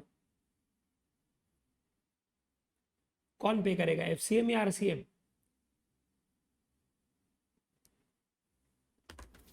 कैसे।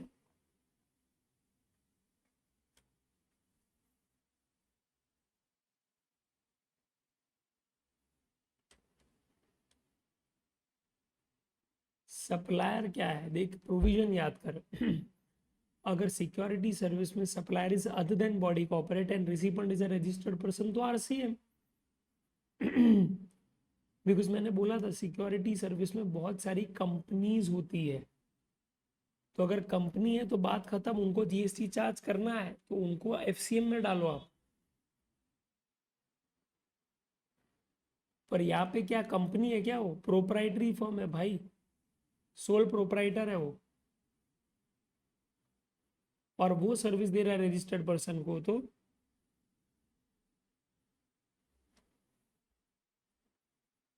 FCM क्यों, हाँ।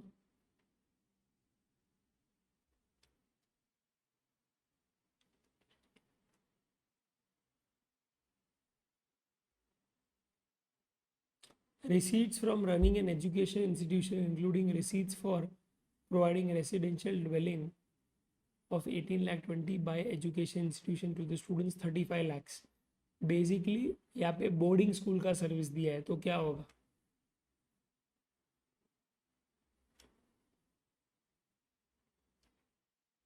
पूरा 35 लैक्स हो जाएगा एग्जेंट, बिकॉज ये कॉम्पोजिट सप्लाई है और प्रिंसिपल सप्लाई यहाँ पे एजुकेशन है, एग्जेंट।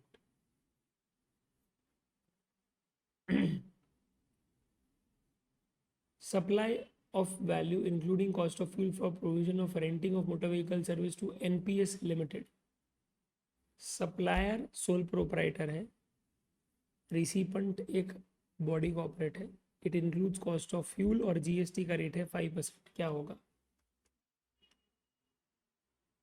क्या होगा, RCM, yes, because supplier is other than body corporate, recipient is a body corporate, consideration includes cost of fuel और यहाँ पे 5% जीएसटी का रेट है, नो मार्क।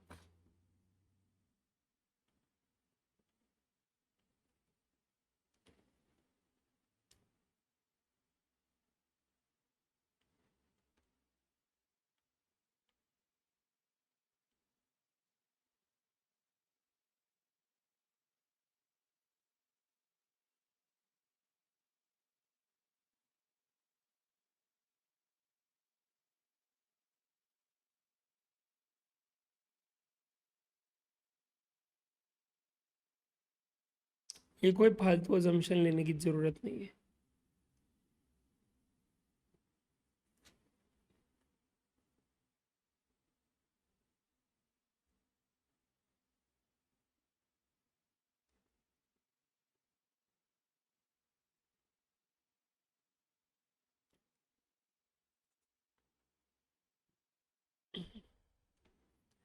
ये May 23 का क्वेश्चन है,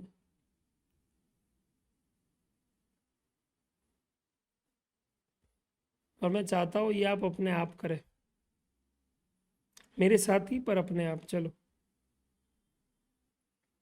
क्योंकि दिखने में ऐसा है कि इतना बड़ा क्वेश्चन है, कुछ नहीं है इसमें, कुछ भी नहीं है। आ जाओ।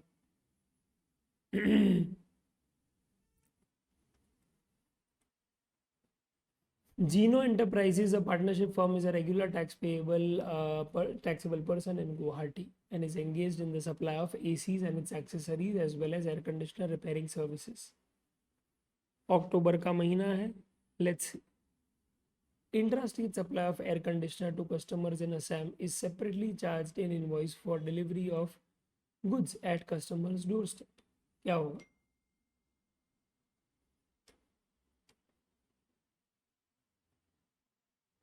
वैल्यू ऑफ गुड्स 4 लाख है, freight charges in the above invoices 1 lakh. तो ये मिक्स सप्लाई होगा, कॉम्पोजिट सप्लाई होगा, सेपरेटली टैक्स करूँ, क्या करूँ,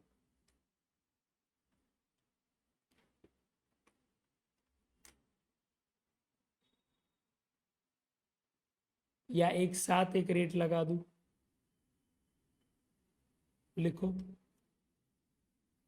आपके पास रेट्स एप्लीकेबल है नीचे।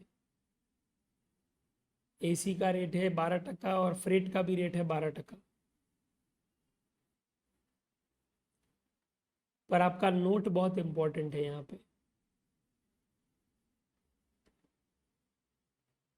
ये कॉम्पो है यार, पूरा अरेंजमेंट सप्लायर नहीं किया है ना, तो कॉम्पो है, पूरे 5 लाख पे लग जाएगा 12% GST. Next, intrastate supply of repairing services wherein apart from charging service charges, cost of parts provided to customers is also charged and consideration for the same is separately mentioned in the invoices.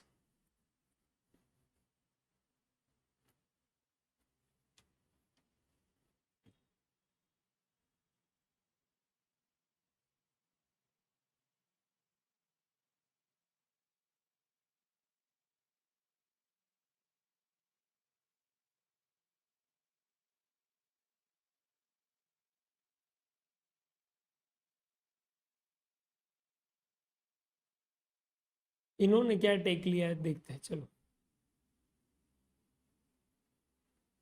उन्होंने बोला है that supply of repairing service wherein apart from service the cost of spare parts goods is also charge qualifies as a composite supply, and here in the principal supply in repairing service तो उन्होंने भी दोस्तों आप ही के साथ क्या है दोस्तों, तकल्लुफ़ रखा है और इत्तफाक रखा है, सॉरी। और ये प्रिंसिपल सप्लाई का क्लासिक एग्जाम्पल बनता है और बनना भी चाहिए, और उन्होंने वो डाल दिया। बिकॉज ये दोस्तों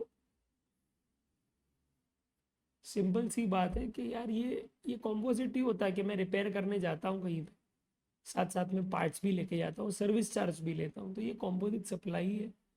तो पूरे 3,50,000 पे एक ही रेट लगेगा, और वो किसका रेट लगेगा? क्या है पलड़ा भारी, किसका है, सर्विस का या फिर वो पार्ट्स का? पार्ट्स का। अरे भैया सर्विस का ना यार, क्या बात कर रहे हो तुम लोग। मैं अगर किसी प्लम्बर को बुलाता हूँ या इलेक्ट्रिशियन को बुलाता हूँ कि यार ये बल्ब ठीक कर दे, ठीक है, अभी यार वो उसमें सलिया घुसाए, वो नया बल्ब डाल दे, वो उसे करंट मार के चला दे, मुझे क्या पता, मैंने तो उसे सर्विस देने के लिए बुलाया ना भाई। फिर उसमें वो थोड़ा बहुत कुछ यूज़ कर लेता है अगर गुड्स, तो ठीक है, डजेंट मैटर। Got it. तो मेन सर्विस का कंपोनेंट आता है। अच्छा, in order to enhance their sale and to clear stock, Jio made combo offers to customers wherein if the customer purchases an air conditioner along with stabilizer, the same is offered at a combo price of 20,000 as against original price of 30,000 if these are purchased separately. October 22 को Jio has made interstate supply of 10 numbers of such combo offers. तो 20,000 का है, ऐसे 10 unit बेचे तो 2 लाख का माल बेचा उसने, क्या होगा? मिक्स सप्लाई है, यस मिक्स सप्लाई है। देख लो, स्टेबलाइजर का रेट 18%, और साथ साथ में क्या बेचा, एसी, उसका है 12%, 18% लग जाएगा जीएसटी। अच्छा, ये फोर्थ एडजस्टमेंट सबसे स्मार्ट एडजस्टमेंट है, बताओ क्या होगा? Of everything this is the smartest. एक ये था और वो सेकंड था। पहले चेक करो कि इसने बिजनेस टिकट ली है, ठीक है, आसाम की सही पर बिजनेस ली, तो क्या वो टैक्सेबल है? यस, ठीक है। तो purchase business class tickets for its executive employees, क्या ये खर्चा एक बिजनेस एक्सपेंस है? Yes, it is a business expense, ठीक है।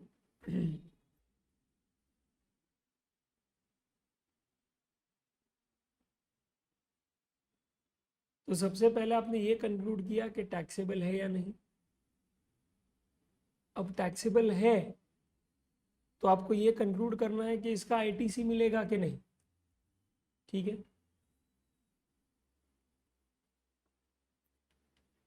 तो गवर्नमेंट ने बकायदा दिलवा दिया इसका आईटीसी, याद रखना।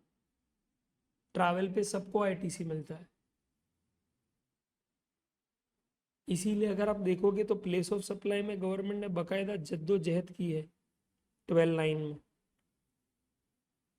जहाँ पे रिसिपेंट अगर रजिस्टर्ड पर्सन हो तो गवर्नमेंट ने बकायदा जक मार के बोला तू जहाँ से भी एम्बार्क करे जर्नी अपना, मुझे नहीं फर्क पड़ता, तेरी स्टेट में मैं प्लेस ऑफ सप्लाई भिजवा दूंगा। क्यों? क्योंकि मुझे तुझे दिलवाना है ITC, because travel is a very important cost of any organisation and it is in the course of business, तो उसका आईटीसी मिल जाए, ठीक है, दैट्स इट। अच्छा, बी वाला पॉइंट देख लो, in respect of few of the above invoices relating to 21-22, okay, ITC of C, S and I was not taken earlier. Chino now wants to avail the credit in the current month। और आप कौन से महीने में हो? अक्टूबर के महीने में, ठीक है, अक्टूबर 22 में हो आप, और ये लास्ट ईयर के इनवॉइसेस थे। क्या आप ले सकते हो ITC?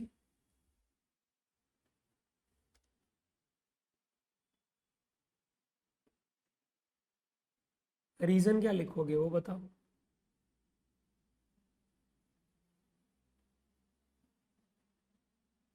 Yes, 30th November of the next financial year, या फिर actual date of filing annual return के पहले है, ये अक्टूबर में था, अज्यूमिंग एनुअल रिटर्न 30 नवंबर के बाद ही है तो मिल जाएगा आईटीसी बिंदास।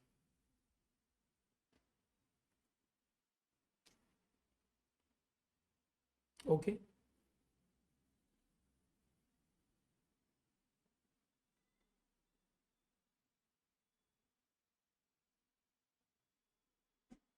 That's it. अच्छा सम था ये भी, not an issue, not a doubt. Okay ठीक है, हाथों हाथ क्वेश्चन 9 भी कर ही लो, क्या है।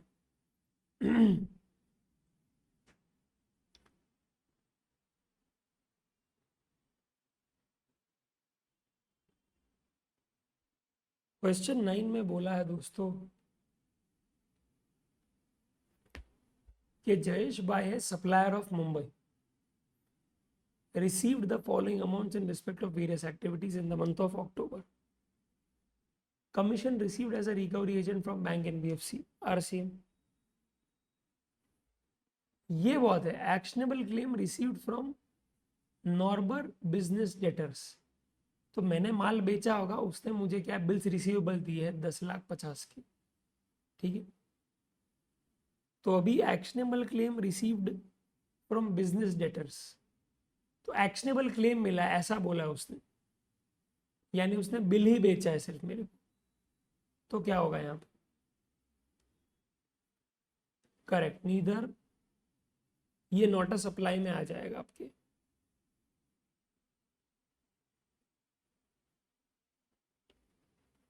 Seven two, amount receive from UBC for performance of classical dance in one programme, 1,50,000 के ऊपर है, taxable. Business assets given to friend free of cost, the market value is 51,000, पर मैंने कोई अमाउंट चार्ज नहीं किया है। No ITC has been availed on such computers when used for the business. क्या होगा यहाँ, नहीं भावेक, नॉट अ सप्लाई है ये, like it is not a deem supply वैसा, क्योंकि आईटीसी ले चुका है, नहीं लिया है, सॉरी, ठीक है।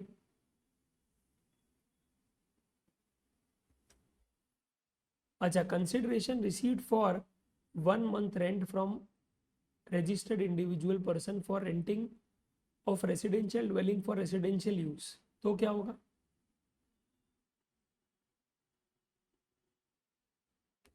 registered individual for residential dwelling for residential use, except as per the recent amendment. Okay, and the next is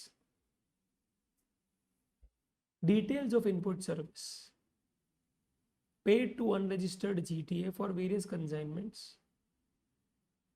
Each individual consignment is less than 1450, तो ये 1500 का एग्जेम्पशन एक हुआ करता था पहले, पर अब ये नहीं है, अब ये टैक्सेबल है।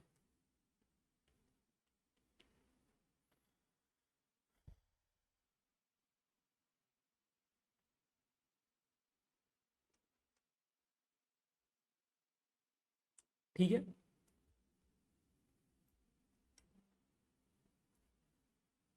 बस अभी एक मेरी खातिर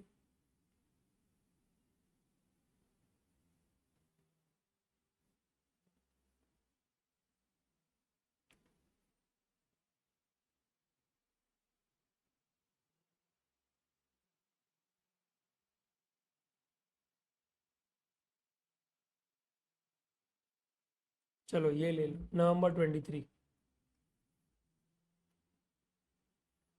ये लिख कर करना है आपको, ये लिख कर करना है, आ जाओ देखते हैं कितना फर्क आता है। आप तमन्ना वीडियो चालू कर,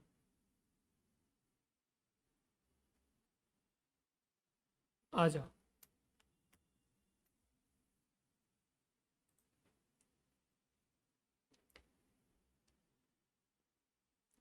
miss Nitya, proprietor of measures honest enterprise, a registered supplier of taxable goods and services in the state of West Bengal pays GST under regular scheme. It is not eligible for any threshold limit.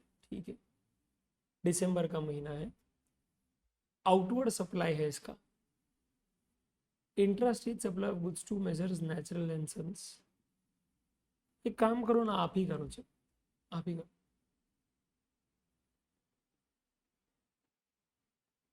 वो बंदी कहाँ की है बस देख लो आप, sole proprietor है याद रखना, और वो बंगाल की है बस। चलो, और ये दिसंबर का महीना है।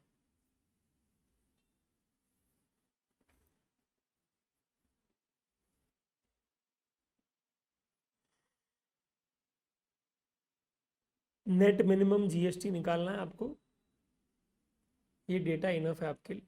आज चलो हो गया, क्या सीन है?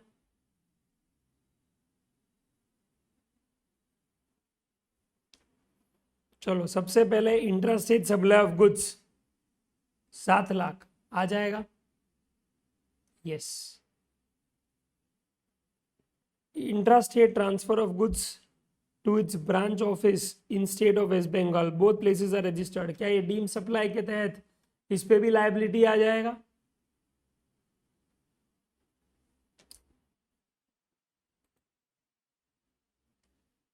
ओके, आई एम सॉरी, पहले वाले पे CGST SGST आ जाएगा, दूसरे वाले पे भी क्या GST आ जाएगा, बिकॉज वो डीम सप्लाई है, डिस्टिंक्ट पर्सन वाला सीन, तो लायबिलिटी आ जाएगा उसका भी।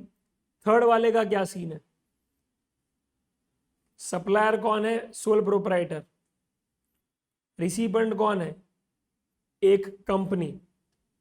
और वर्ड स्पॉन्सरशिप सर्विस यूज किया है, तो मुझे फिगर आउट ही नहीं करना है सप्लायर कौन है, रिसीपेंट कौन है। स्पॉन्सरशिप सर्विस है यानी सप्लायर नित्या है और रिसीपेंट XYZ लिमिटेड है, RCM लग जाएगा, yes, very good. Fourth, advance receive for future supply of management consultancy to mister Sharad. तो सर्विस का एडवांस है तो टैक्स अभी करेंगे या बाद में करेंगे जब सर्विस देगा वो? अभी करेंगे, राइट, यस। इतना सही आया आप लोगों का?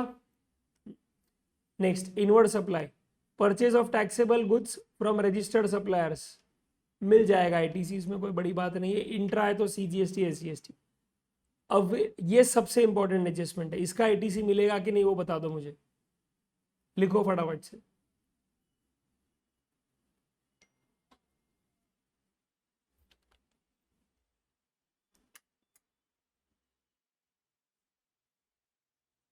यस, मिलेगा, मिलेगा क्योंकि कैपिटलाइज नहीं है, इसलिए मोल प्रॉपर्टी का पार्ट नहीं है, नॉर्मल इनपुट सर्विस है, मिल जाएगा ITC। Is that very clear?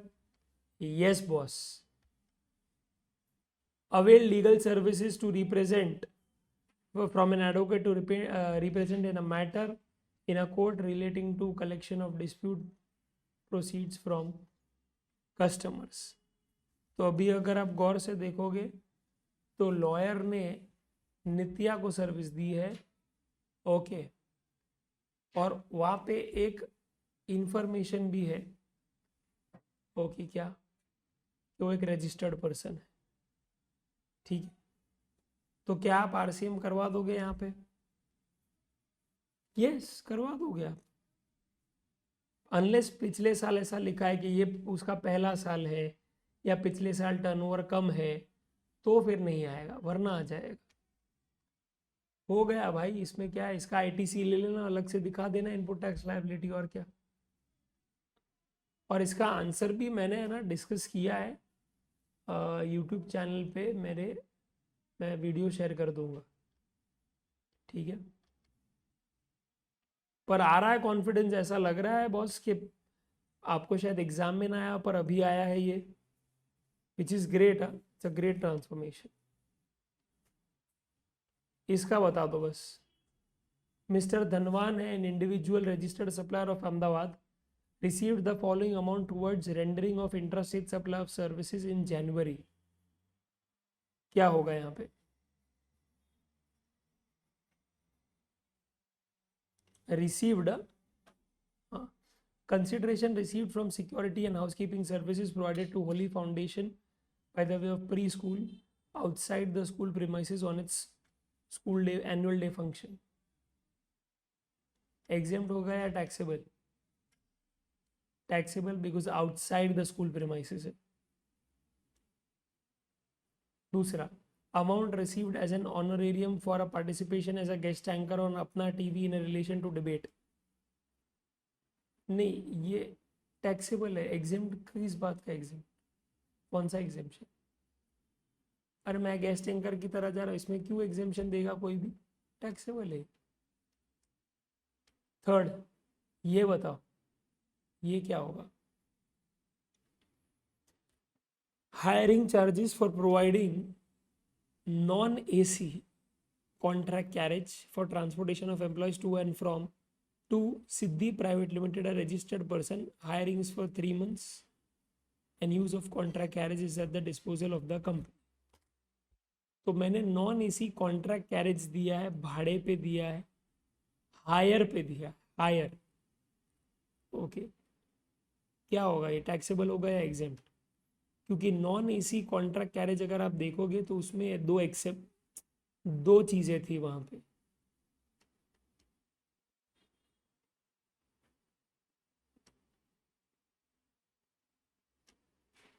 नहीं, ये टैक्सेबल है. क्यों? क्योंकि अगर आप जाओगे ध्यान से देखोगे तो नॉन एसी में लिखा है if it is for the purpose of hire charter tourism तो टैक्सेबल, और अदर देन दैट होता है तो होता है वो एग्जेम्प्ट. तो यहाँ पे तो लिखा है ना हायर पे है वो. चेक करो यार, ऐसा मत करो. तुम लोग को आता है फिर भी तुम लोग ऐसा करते हो ना.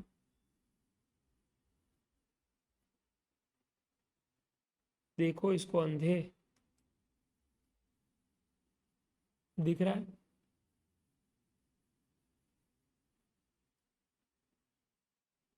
और ये किस हेड के नीचे है? Contract carriage, non AC contract carriage for the purpose of hire charter tourism.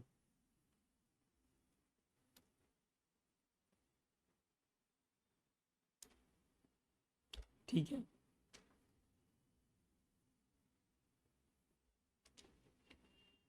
Amount received from provision of training in recreational activities of music. देख याद रखना, ये मिस्टर धवन एक इंडिविजुअल है और एक इंडिविजुअल दे रहा है क्या? Training in music, that is basically art. तो ये क्या होगा? एग्जेम्प्ट. क्योंकि आर्ट और कल्चर इंडिविजुअल देता है तो एग्जेम्प्ट है, पर वो चैरिटेबल इंस्टीट्यूट स्पोर्ट्स वाला है तो वो एग्जेम्प्ट है. और लास्ट वाला बता दो.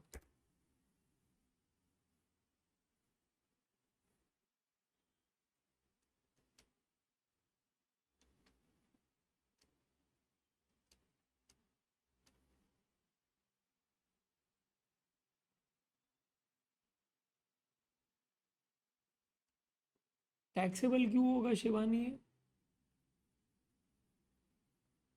I am renting my residential dwelling for residential use and I am an individual, तो वो एग्जेम्प्ट ही है ना.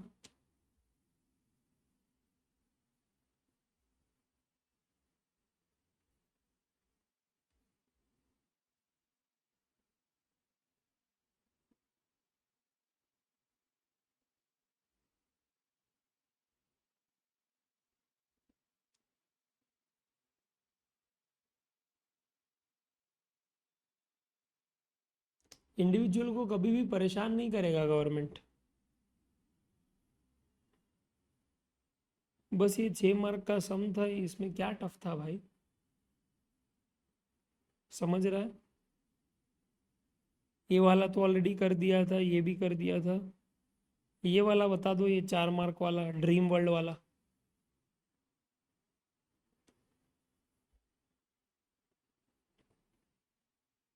क्या होगा? ई इनवॉइस इशू करेगा कि नहीं आफ्टर द अमेंडमेंट? आज की तारीख में ई इनवॉइस का लिमिट क्या है वो बता दो. 5 करोड़. तो पहले केस में करेगा कि नहीं करेगा?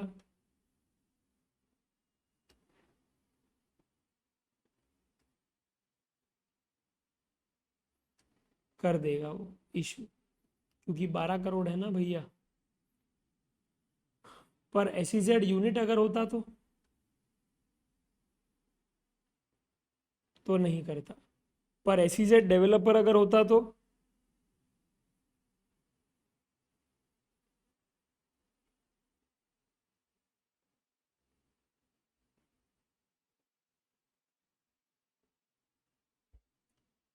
एट ए वाला प्रोविजन आपको पता है कौन सा पूछा है?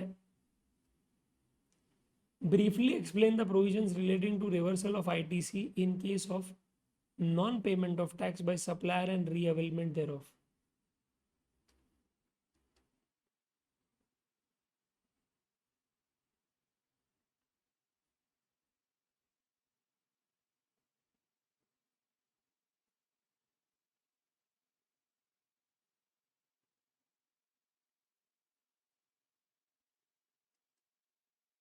एनी आइडिया ये किसकी बात कर रहे हैं? याद रखना यहाँ पे सप्लायर बोला है, सप्लायर ने टैक्स पे नहीं किया गवर्नमेंट को।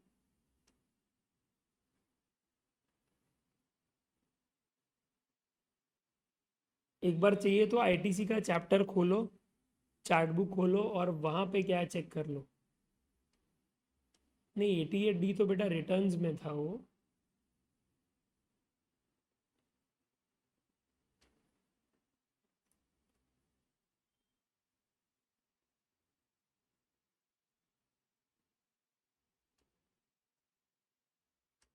It is rule 37A Kumari, yes. जहाँ पे सप्लायर ने अगर क्या है टैक्स पे नहीं किया है 3B में और 1 में दिखा दिया है उसने, तो रिसिपेंट को अपना ITC जो उसने ऑलरेडी ले लिया है वो रिवर्स करना पड़ेगा।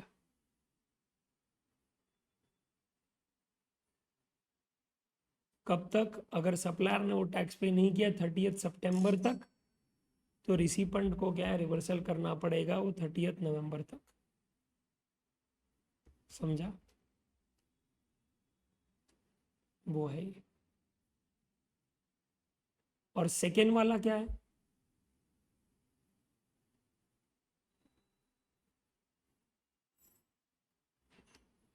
इसमें नया नया अमेंडमेंट आया अभी, याद है? ये पूनम पांडे वाला ही है ये, जहाँ पे आपको रिवोकेशन के लिए अप्लाई कर देना है विद इन 90 डेज